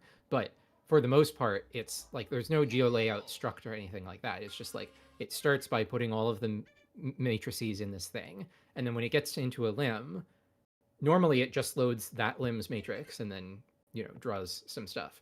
But if it has vertices from a previous limb, it loads like load my matrix, load some vertices, load a different limbs matrix, load some vertices, load another limbs matrix, load some vertices, and then draw triangles. And so you can have arbitrary connected vertices between arbitrary limbs. So then what you can do is you can just like you have all the matrices, you upload them at the beginning, and then you can just like if you're not drawing anything in between, if you're not using those callbacks, you would make your whole skeleton be one display list again that's all inline, and then it just like when it needs to, it'll load a mat, it'll load whichever mat it wants out of that structure and load some vertices, and then it can leave stuff in the cache and so on. That's what the ultimate version of this would do with the material compiler thing. I was thinking maybe in the mesh comments itself it would like link a material and then would add it to different buffers, and then the buffers would like be batched like that. I think that could work. It's kind of how I handled some stuff. This is kind of how RDP mods are handled right now. That's like vanilla Mario 64 behavior. You mean using segments, or you mean just like manually calling another? And basically, I have a buffer, and I would have a buffer per material. And whenever I want to draw geometry with this material, I would attach it to this buffer to make sure all geometry with a certain material renders like in the same row, like in a row. And I would never have to switch to the material. Manually batching. Yeah, basically that's what it would be. Yeah. You could do that for OOT also. Like if you had multiple rabbits and you had to have multiple materials, you could like manually draw the ear of every rabbit and then the head of every rabbit and so forth. But anyway, this is for the future of yeah. Honestly, I think for me the easiest would be to just make the whole rabbit one thing, one material. I think that's the proper way to handle this. You should be able to have a texture that has, you know, even if it's like the maximum size texture. Yeah. It'll be slightly lower res, but it works. It wouldn't work for skin meshes, Leela, if you're trying to leave vertices in the vertex buffer. But it would work for skin meshes using the OOT method, where when you go to the next, like, you know, if you did upper arm and now you're going to lower arm, let me get this on camera. If you did upper arm and you're going to lower arm and you need to share these vertices, when it does lower arm, it just reloads the matrix for upper arm, reloads these vertices, then loads the matrix for lower arm, and then loads the rest of the vertices. So that would still work. Yeah, but that's duplicating vertices and the matrix, so I don't like that. Yeah, though it's pick your poison, right? It's either you do that or you duplicate the materials. So yeah, if you can fit everything in one material, then great. But yeah, I prefer that solution. So let's see. Either way, Leela, I checked the batching and it now batches, and it is still the same because X3 batching took care of this before, but I guess it's less RSP comments now, so that's nice. You could also try that on EX2 and see what it looks like on EX2, but not necessarily right at the moment. Yeah, it's just gonna be slightly worse because it doesn't do the Goombas. That's what I imagine. Yeah. So one other thing. Yeah, so Leela is trying to tell you that there's a difference between main and release. That like if you download a FAST64 version as like that's a release version, that's like months old. Whereas like you have to actually download like the current repo state in order to get main.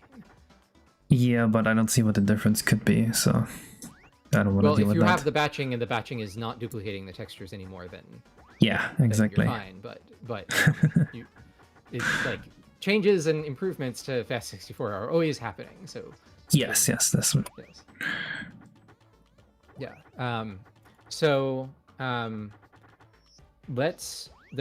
There's another thing I want to do in this stream, but we should do that at the end, towards the end, which is some different EX2 stuff. I want to compare the EX2 version that you've been using, which has the overlays removed, so it's like both overlays are always there, with the actual base EX2, because that's what I have to compare to when I'm doing EX3. Like that's EX2 optimized, and so it's like I've already gotten EX3 now to be faster, but like this whole time I was trying to not beat EX3, but be EX3 optimized. And then, oh yeah, I guess we don't have to do that part either. The thing I want to do now, you have GBI changes that makes it hard for you to like merge my GBI into yours. And my GBI is going to change a little bit in the future, also because I have a, when I do the Z fighting changes with decals, that will also make I'm going to take out the old version that I added to F3DX3 for fixing decals. So there would definitely need to be like one other, oh, what happened to your lighting? Yeah, I still need to fix the lighting for X3. Wasn't there some lighting changes required for X3? I have not looked into that yet. Sorry, what are you, like, it was obviously working just a minute ago, so what's... It's working on N64, it's not working on here because it's loading X2. Oh, okay, so you mean you have like the EX2 microcode, but EX3 game? This is EX3 GBI? running on the game emulating X2. Right. Okay. So yeah, that's not gonna work. In fact, I'm Yeah. surprised that the emulator is not crashing. Well, I mean, you purposely designed EX3 to be like this, right? Do you mean like why are the lighting commands different? No, I'm saying you on purpose designed EX3 to work in a way that an emulator running EX2 is still gonna render the correct output. Yes, if you have your game code like manually do the EX2 lighting commands instead of the EX3 lighting commands. Yeah, I still need to do that part. Which, yeah, so that's not gonna... Right, okay, I realize we're on the same page. So what for chat, what we were talking about is EX3 and EX3 is binary backwards compatible with EX2 for everything except for lighting related commands and some like sort of very similar related stuff. And hi, we have a raid from rad/live. So one viewer raid. He raided after watching himself. Okay. So if you have a game which does not embed lighting commands in static display lists, which is OOT, and which is most of RTYI, except Kaza still has some materials in his scenes that have lighting enabled for some reason. But once that's gotten rid of and all the lighting is actually like handled live in actual code, then all of the like static display lists in random objects and scenes and everything are binary backwards compatible. What is not backwards compatible is the lighting commands, and so you need to have your game code actually have logic that says, if we're running in an emulator, use the send a EX2 lighting command to the RSP, and otherwise send a EX3 lighting command to the RSP. Oh, how did you do that effect, Kaza? Oh, this one here? With the things fading into view as they get close. It's cool, isn't it? That's It is. It's threshold alpha with combiner clamping. So when I'm like here, this has like an alpha value of like 150, which clamps down to just 100. And then when I'm away, it like goes down to like 0, right? Mm-hmm. And then there's like a pattern to it on top that's get multiplied. So the pattern like alternates between just over the threshold and just under the threshold in like a hexagonal pattern. That is like as another texture? Yeah. It's a multi-texture here. One is the dither pattern and the other is the actual visible texture. That's really cool. So are you manually manipulating the alpha on the different vertices then? Yes. Okay, that explains it. I thought this was some like level, putting like the level of detail CC output into the through into the alpha. That would probably work. Well, but then although it would look less good. The ones that are, it wouldn't be like the things that are farther away from Mario. Yeah. Anyway, where was I? What was I talking about before that? Lighting? Oh yeah. So you can make a game, which is what Kaza is trying to do, where it uses EX3, it tells the emulator it's using EX2, and it works on N64 because it's just using EX3, everything's fine, and it also works on emulator because all of the static display lists are backwards compatible, and then all of the lighting commands which aren't backwards compatible, you actually have the game code itself picking do you send the EX2 commands or the EX3 commands based on whether this is emulator or console. And so Kaza hasn't done that last piece yet. Oh, and there's one more piece, is that the 56 vertices in the buffer, because the HLE is so bad, it just supports 64 vertices in the buffer for all microcodes. And so you can just use EX3 56 vertices and it just works. Which is great news for us. The thing is bugged and that's why it works. Yeah. It is a feature. So, so I want to see if we can fix your texture corruption on the text, and also because I figured that's probably a GBI problem, and then also merge any changes that you've made to the GBI into my GBI so that you can just like update to mine in the future. All right. So do you have like more render modes and stuff that are not like in the default GBI? Yeah, I have a lot of custom. Actually, I don't have that many custom render modes, but I have a little bit of that. Sorry, I'm fixing. I'm making the bunny work. Go ahead and texture. fix the rabbit. Actually, I'm gonna take a very short break here, so you get some time to fix the rabbit. All right. All right. See you in a sec. See ya. While Soren is busy doing that, I'm gonna reduce the materials on the bunny so that the batching works better.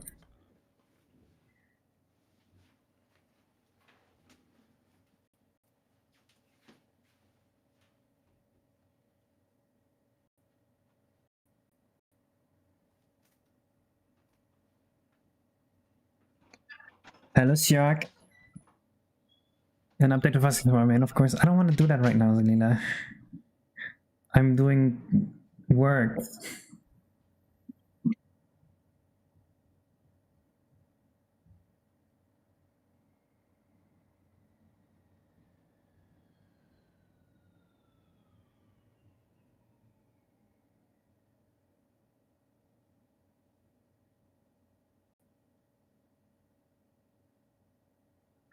How do we best make this one work?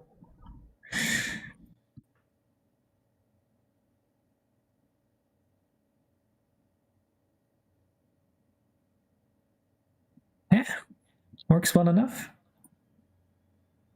We got rid of a material. Does one save anything, by the way? Madbleed handles textures across materials. Okay, Leela, whatever you say. I'm just gonna ignore that and do what I know is right.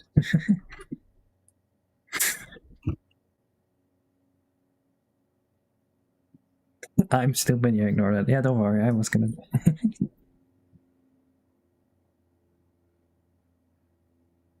And then I just need to make this texture part of it, and then we have everything working.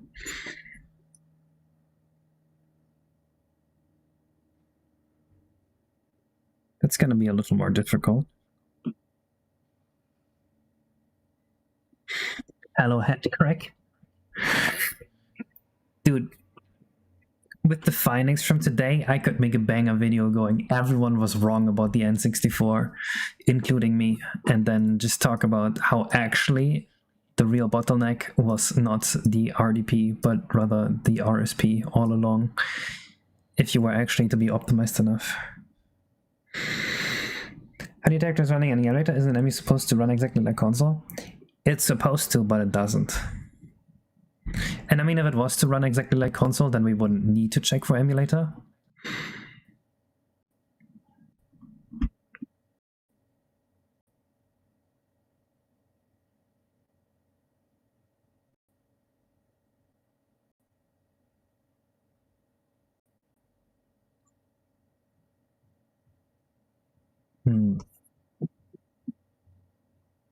How do I best make this material work?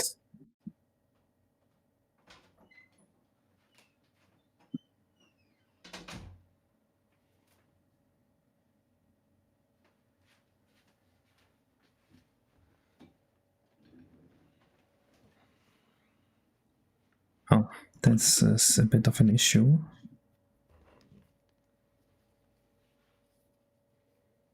I'm back. Welcome back.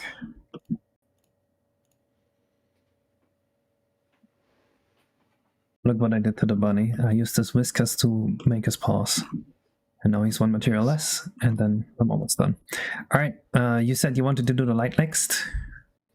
What did you say? What I said, but you're free. This is your stream, so you could do whatever you want. Oh wait, GBI merging textures and the GBI merging.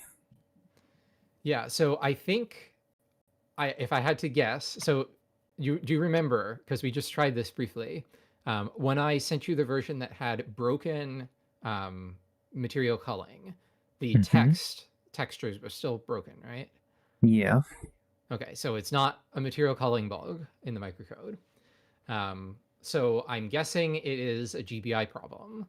Oh. Like, I remember you talking about, and there was some discussion a couple months ago about never using pipe sinks and only using tile sinks instead.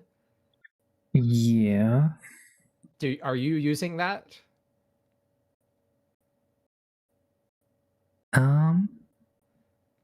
It's not those things. That's the normal EX3 stuff, but it's like the definition of the pipe sink being Yeah, I'm trying to changed find to what's... it's at the very end of the whole file. No, I'm not using that here. You're not, because there is a definition of the sinks at the very end of the file. Just scroll down to the last word. Right. Oh, wait, so the definition, I am. Yeah. So the definition of You pipe think that's sink gonna fix is it? tile sink, right? There's a chance defining pipe sink to pipe sink is not going to help you. Yeah, I noticed you that. You have to actually define it to the thing, like what looks above where it has the DP no param with tile sync. You got to copy those and make it pipe sync. And the same thing for the dynamic one also, if you don't mind. The dynamic one, you mean the GSSDP? Yeah, both of them. You can just copy the tile sync one above. Wait, what? Oh, it's right here. Sorry, each of these I was looking for has this. a static and dynamic one. It's the one right above. Yeah. Then just copy the tile sync 2 above that. Yeah, I get you. Yeah.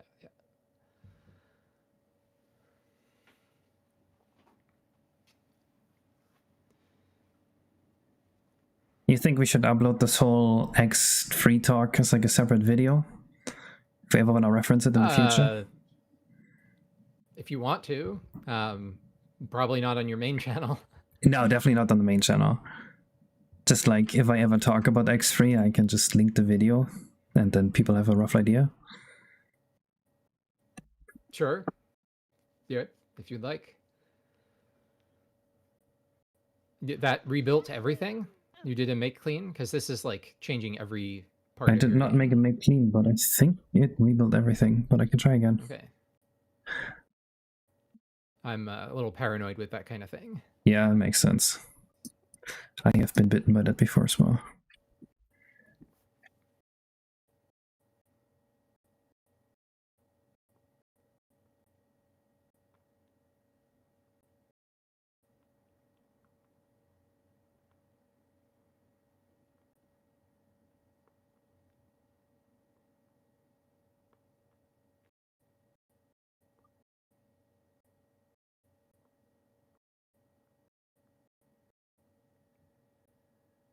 Yeah, it's not that.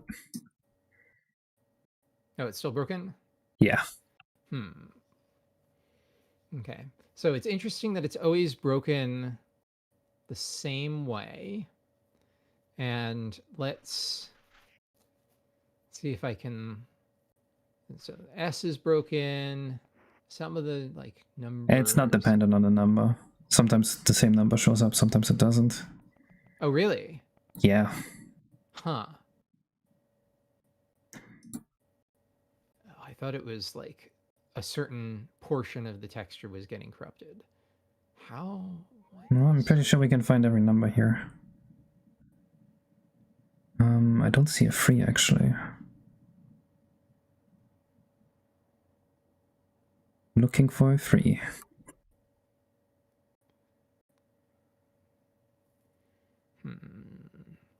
Let me take a look at... Are you using the... Yeah, can you... Because I know you took the OOT like text drawer thing and then ported it. And so I'd like to, if you wouldn't mind, if we could look at the code that is drawing the text. Because if it's the textures getting corrupted, that's one thing. But if it's like the actual live drawing of it that's getting corrupted, that would be a different thing. You know what I mean? Like if it's the texture load got corrupted, that's the load for the whole font. that would be one thing. But if it's like every single time it draws a number, then there's a chance it gets corrupted. That's like a different. That would be like a different thing. Yeah, I'm just trying to it's the see. texture. Yeah, it looks like there's no 3 here. There's a 4, there's a 5, there's a 6. I don't see the 7 anywhere. But like for the letters, it's always the same letters that are corrupted, right? Like RSP, the R and the P GFX and RDP are the same, and then the S is gone. Yeah, I mean, those look like, they just look like there's another texture, you know, something else, some other random texture getting interpreted in this format. Yeah, I think you're right.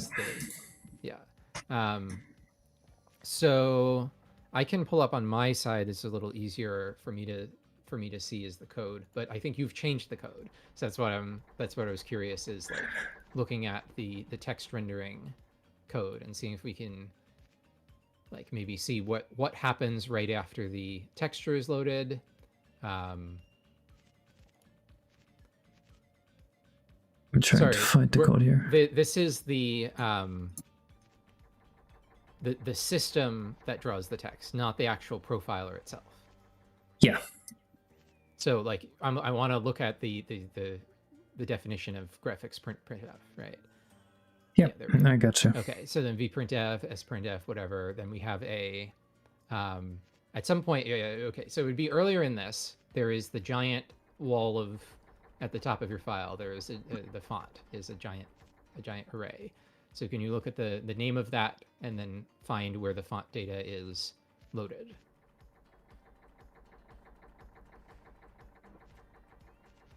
Okay, so we have so it's just loading the font once. Yeah. And then it's loading the lookup table. And do you want to just like do me a favor and put in just like an extra pipe sync between the like before and after, and then after that command, just like sprinkle them between each of these commands to see if it fixes it. You need just a GDP pipe sync, not the GS one. Yeah, you need not the S. You have an S. You have an S. I thought I copied it from the file. And then can you put that before? Sorry, can you put it between the load texture block 4-bit and the load tlet also? Just like between every command, just to maximize the. Yeah, makes sense. Oh wait, this isn't the only thing there, because there's this. Then there's a multi-tile load below that. Yeah, that did not fix the issue anyway. Okay. So you want more here? So wait a minute. So wait a second. So after that, there's we're loading the font, we're loading the texture lookup table. Then there's tile size. Okay, great. Then there's set color. Then there's another load multi-tile and load tlet. Can you just comment out this second from line 164? Just like starting there, comment that out to the end of the function. Oh, to the end of the function. Yeah, because the next thing is tile sizes for the. Yeah, I never looked at what this does. It's rainbow, but I don't know what it's doing there. I copied this from your repo. Yes, you did, and I am not the only person who works on that repo. So well, that fixed the entire issue. Well then, let me look at the git blame for the rainbow thing. Well, you can just leave that off. I mean, to solve your problem, just get rid of that. But how did that only break an X3? That's a little concerning, isn't it? No, that is concerning. Let me pull up that code on my end, because it looks like you didn't change that. So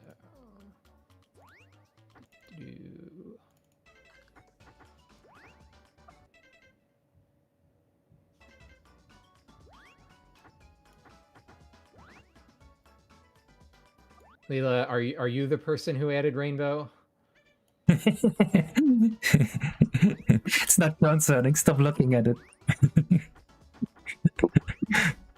It was one of these. Yeah, of course it was.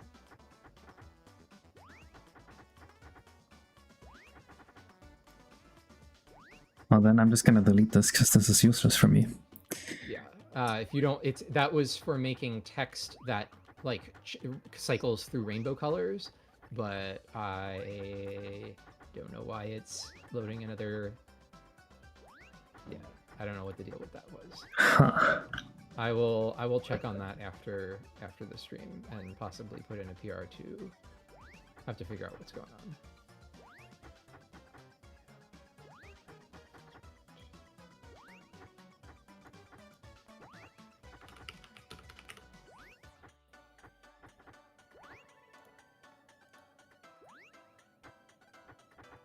Yeah, I didn't actually think it was you, Leela. It might have been Riono. Rainbow data.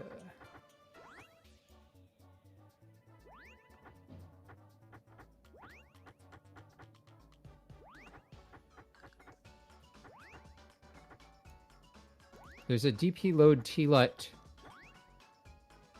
16. Oh no, that's 16. Right, no, that's right.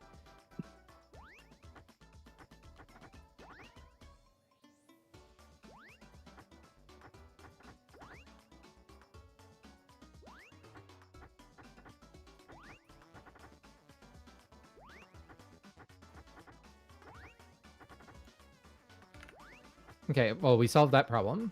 I will look at this after stream. Do you want to, like, merge GBI things so that you can more easily... Yeah, if you have any good GBI changes, I like them.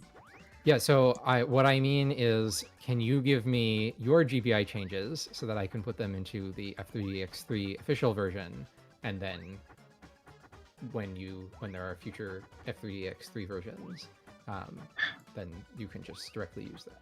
Well, I don't think my changes should make it into the official version, because my changes kind of disable env color, because Fast64 keeps resetting this, and also lights one, because Fast64 keeps resetting this. Oh, yeah, we don't want those changes. Yeah. You definitely do not want them. And then lights one, you disabled lights one? What do you mean? I believe I disabled this somewhere. Oh, that means that all of your materials that have that lights command aren't actually happening. Yeah, I think they're just no ops. Oh yeah, here. Yeah. The DP no op, right? So yeah, I don't want those two changes. No. But you know, actually, if this will make things easier for you, I could put a like if and def Kaza BS and then you know, change those. But no, I mean like render modes or like whatever else is just like miscellaneous. I wanted to add a define for the turning off changing the pipe sinks to tile sinks. Oh, like there's also this define here, disabling anti-aliasing. That's actually a useful one. Okay. And is that let's see. So then so then you changed it to oh yeah, I can just define them to be 0 instead of having to do that stuff with the or. And then the read def is only in commands that have, because you would still need to do it for like transparency. So you can't just like disable it entirely. It would have to be for only certain commands. Yeah. Okay, can you actually just like send me your gbi.h and I can do a diff on my end? Sure. If there's no secret Kaza stuff in there. My repo is not that private. I mean, GBI are you not already in it? No. Oh. Why would I have access to your game? I don't know, I added a bunch of people. Whenever someone offered their help, I usually just added them to the repo. Well, I'm happy to be added if you want. Yeah, I can add you. Yeah. Alright, here's the GBI.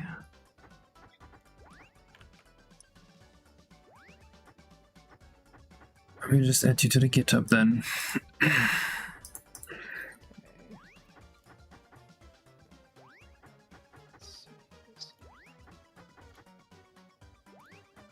Your name on Git is just Soren? Yep. Oh shit, it's asking for a passkey.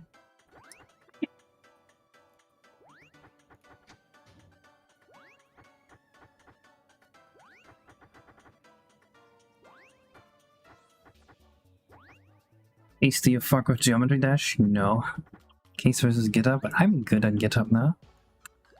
Alright, you're invited. Thank you. I will check that later. Let's see here. Yes, Nafaru, I'm streaming on both YouTube and Twitch. It's just that I'm talking to Saul right now, that's why I'm not responsive to chat as usual.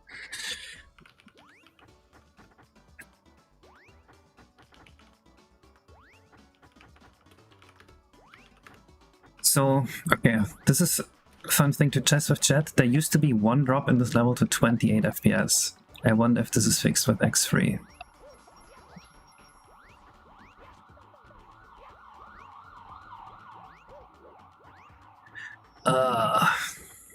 It's not.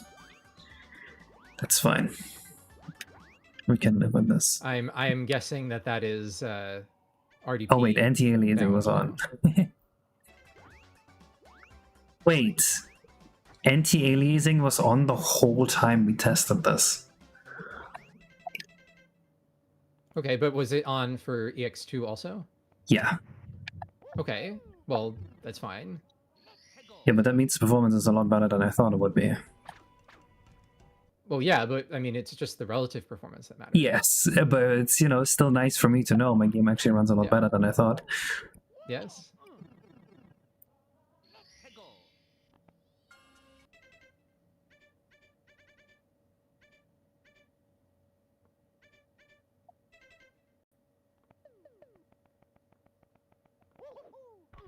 This also should mean that any RSP bottleneck now should be a lot more relevant.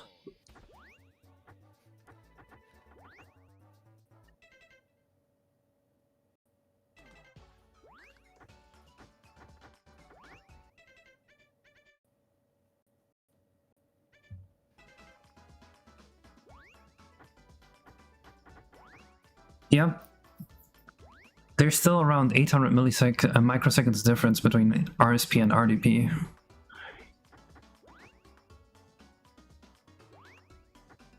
Do you think this is still an RSP bottleneck? Yeah, absolutely. Okay.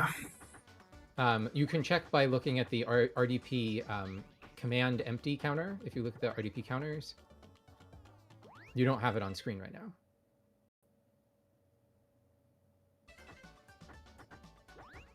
Which one's that? So not command, the /cm, that's the amount of time that RDP was idle because there were no commands. So the amount of time that RDP had to wait for RSP. Similarly, the FIFO, the 2.7 FIFO, the orange, is the amount of time the FIFO was full, and so the RSP had to wait for RDP. So the RDP is waiting for the RSP for 1.5 milliseconds, presumably early in processing, and the RSP is waiting for the RDP 2.7 milliseconds, presumably late in processing. Makes sense. Yeah. So that's, if there's any like non-trivial amount of that /cm, then that means it's RSP bound, at least sometimes. Make sense? Yep, I get it. And yeah, you normally expect, like, you know, more milliseconds of difference if it was. But yeah, why don't you go to that spot where it was dropping the frame rate and see if it's still above 30.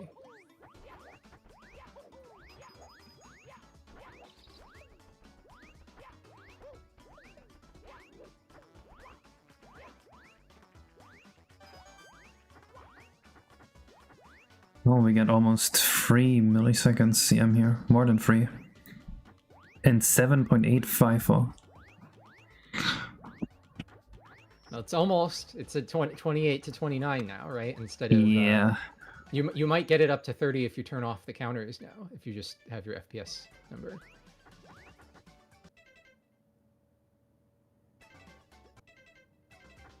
Hey. Oh, I saw 29.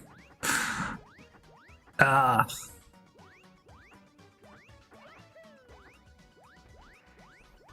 Yeah, it's basically perfect 30 now.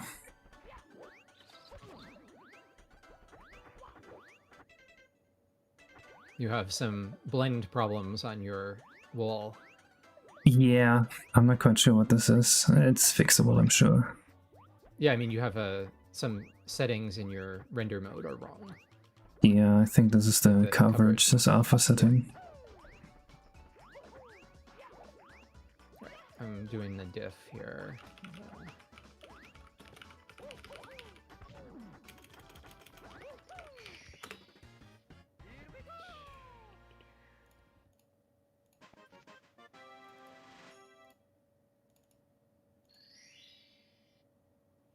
That's some interesting graphics there. Yeah, that's also a bug that I'm sure I can fix. And you have New some animation? Did I not show the new animation yet, Lena? Huh? What's that, sorry? Oh, you have like weird lighting stuff that looks kind of cel shaded. Where do you see that? Oh, in your select course thing, where with all the pipes, the lighting on the wall looks cel shaded. Yeah.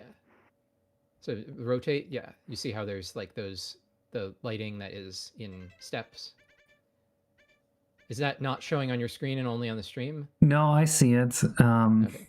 I don't know what the fuck that is. That's just the bugging out texture. That's the floor, just stretched.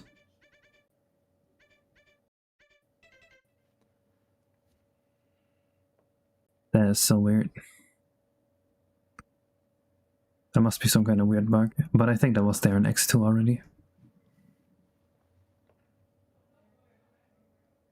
Not like it matters.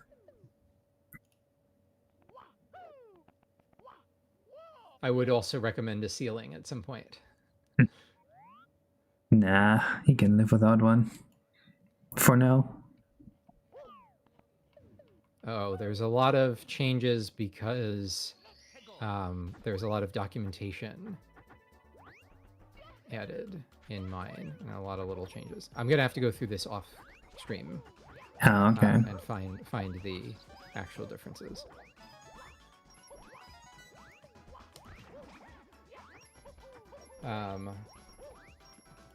Well, I think that's basically what I have on my list, given that it's now faster for you. Is it official that you're gonna use EX3? Oh yeah, for sure. I just gotta add the lighting support, which I'm probably gonna do later today for emulator. Hopefully I can do that with self-modifying code, so I don't have to shit up my iCache, and then I think we're all good. Yeah, awesome. I'm excited to see my name in the credits of the best Nintendo 64 game. Yeah, hopefully it will be. We'll see what the people say once it's out. Yeah, or at least best technologically. I'm not gonna put this above OOT for What? best overall. No. Yeah, OOT is... Sorry. I'm surprised you prefer OOT over Majora's Mask.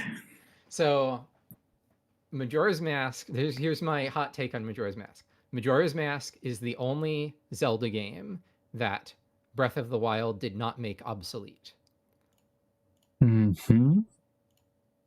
So, OOT is, you know, for modern audiences, OOT is lived its, you know, it's aged, and now I wouldn't recommend that as somebody's first Zelda game. But Majora's Mask is still bringing something to the table that Nintendo has never done again. That's true. But, you know, one of those games is like critically important to my life, and the other is just a really good game. So that makes sense. I also beat OOT like 5-6 times before I was age 10. Nice. Sorry about that. I have to move my car in a few minutes. All right. Yeah. Anyway, is this a good time to call it? Yeah, we have everything done. I'm just going to finish the lighting off stream. I think this is a good point to end the stream. Yeah, awesome. I will hopefully have the Z fighting decal thing fixed in the next couple of weeks. All right. That'll be another version for you. And then after that, I want to so I have like this whole time you've been using LVP NOC, no occlusion plane, right? Yeah, so, yeah. You can use the occlusion planes version, but it's gonna like go back to my like pre-optimization version of the Vertex processing. So it's gonna be unnecessarily slow. So I want to like redo that now with the latest round of changes. And so that if you decide to use occlusion plane, do you think the occlusion plane version will be faster on the RSP in my scene here? I was thinking, you know where the bridge is below that? That's where I was going to put the occlusion plane, so it would occlude all the stumps. Mm-hmm. So a few vertices would be less, but others more. When there is stuff that is behind the occlusion plane, like when the occlusion plane is actually doing useful work, then it'll pretty much always be faster to use the occlusion plane version. Like you'd have to have such a tiny amount of area that is covered by the occlusion plane that it would actually be slower to do the extra processing for the occlusion plane. Do you have like a percentage? You know what I mean? It's so dependent on like where you put it and everything in the scene. So if we look at purely RSP, do you have like a percentage of how many vertices? So right now the performance difference is here. Right now this is like 54 versus 81 cycles, but this is pre-optimization. That's the point. Yeah. Like, I've improved this. This is probably going to go down to like 70 or something. Okay. And then so that you can compute, okay, if you have 6,000 vertices in your scene and it takes an extra, what would be that be like 15, 16 cycles. So like 6,000 vertices times 16 cycles is 96,000 cycles, which is like 150 microseconds or so, right? Because if you divide by 62,500, that's, oh no, that's 1.5 milliseconds, right? That doesn't sound right. 1.5. No, that's right. If I make Vertex processing go up by, oh wait, no, I divided by 2. I forgot that this was per vertex pair. Let me start over. So calc. So okay, so we have it's 16 extra cycles per vertex pair. If you have 6,000 vertices, that's 3,000 vertex pairs, which is divided by 62,500 is 0.7 milliseconds. So it'll be 0.7 milliseconds more on the RSP to process everything. But if you save more than 0.7 milliseconds of render time for not drawing the stuff behind the of course part of the scene, then it is worth it. Right, so how much do you save for an occluded vertex or triangle? You don't draw the triangle to the RDP if it's but how many cycles is that? It's saving RSP, it's saving RDP cycles. Oh, okay, so it's going to be strictly like worse on the RSP. It saves, well, no, but it saves RSP cycles also, right? Because then if it's occluded, it finds that out here instead of drawing it, which is here. So you save like 115. Yes. Okay. Per triangle that's occluded on the RSP, but then also on the RDP, which is, again, normally this is, the occlusion plane is a thing that you use when you're RDP bottlenecked. Yeah. To pay some RSP time in order to save RDP time. Right, but if you're always paying this and I'm RSP bottlenecked, it's likely that it's not going to be bad on my end. So the occlusion plane is something that you want to use in a scene where overdraw is a problem for you. If you're so I can just opt to not pay those 16 cycles and just don't have the occlusion plane? That's what you're doing right now with no occlusion. Yeah, but you're making it sound like it's on a scene by scene basis, not on game by game. If you swap between microcodes in the middle of your frame. Right. Okay, I gotcha. I can just swap the microcode out on level load. I can have a microcode per area. Dude, this is gonna be crazy. You can have them swap microcodes on a frame by frame basis. You don't want to swap microcode every frame because then you have to pay the cost of it. But you can like, while you're running around, pay attention to the like RDP, RSP metrics.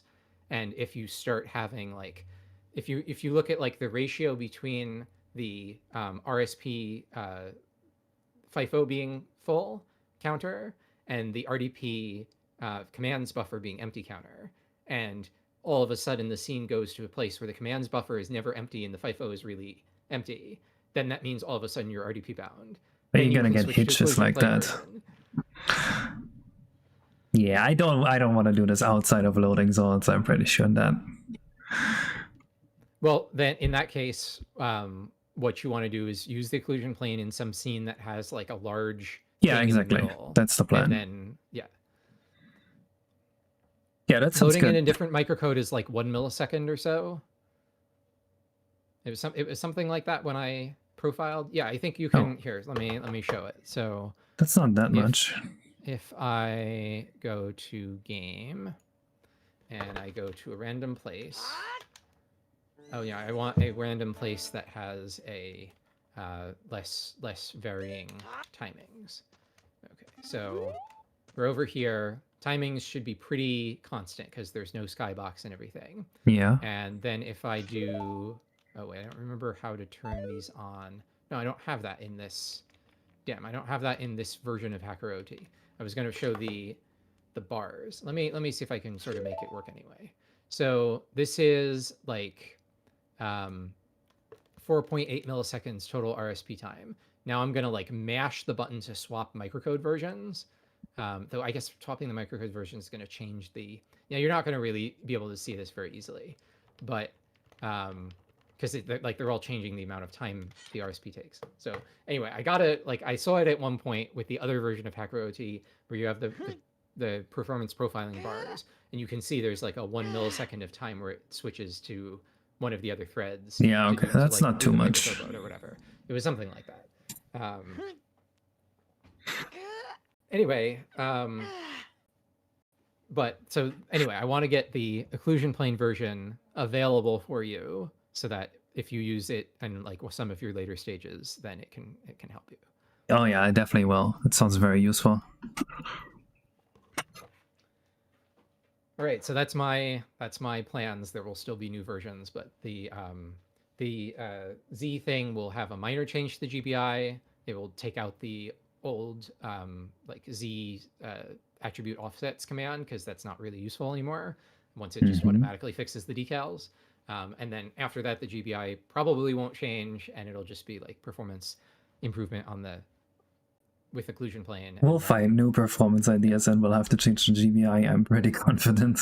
Maybe, we'll see. The way things have been going, there's no way we don't. All right, well, thanks for having me on stream. Thank you for thanks all for your helping viewers out and writing the microcode. You're welcome. My pleasure. All right, we'll end the stream here then. Bye, everyone.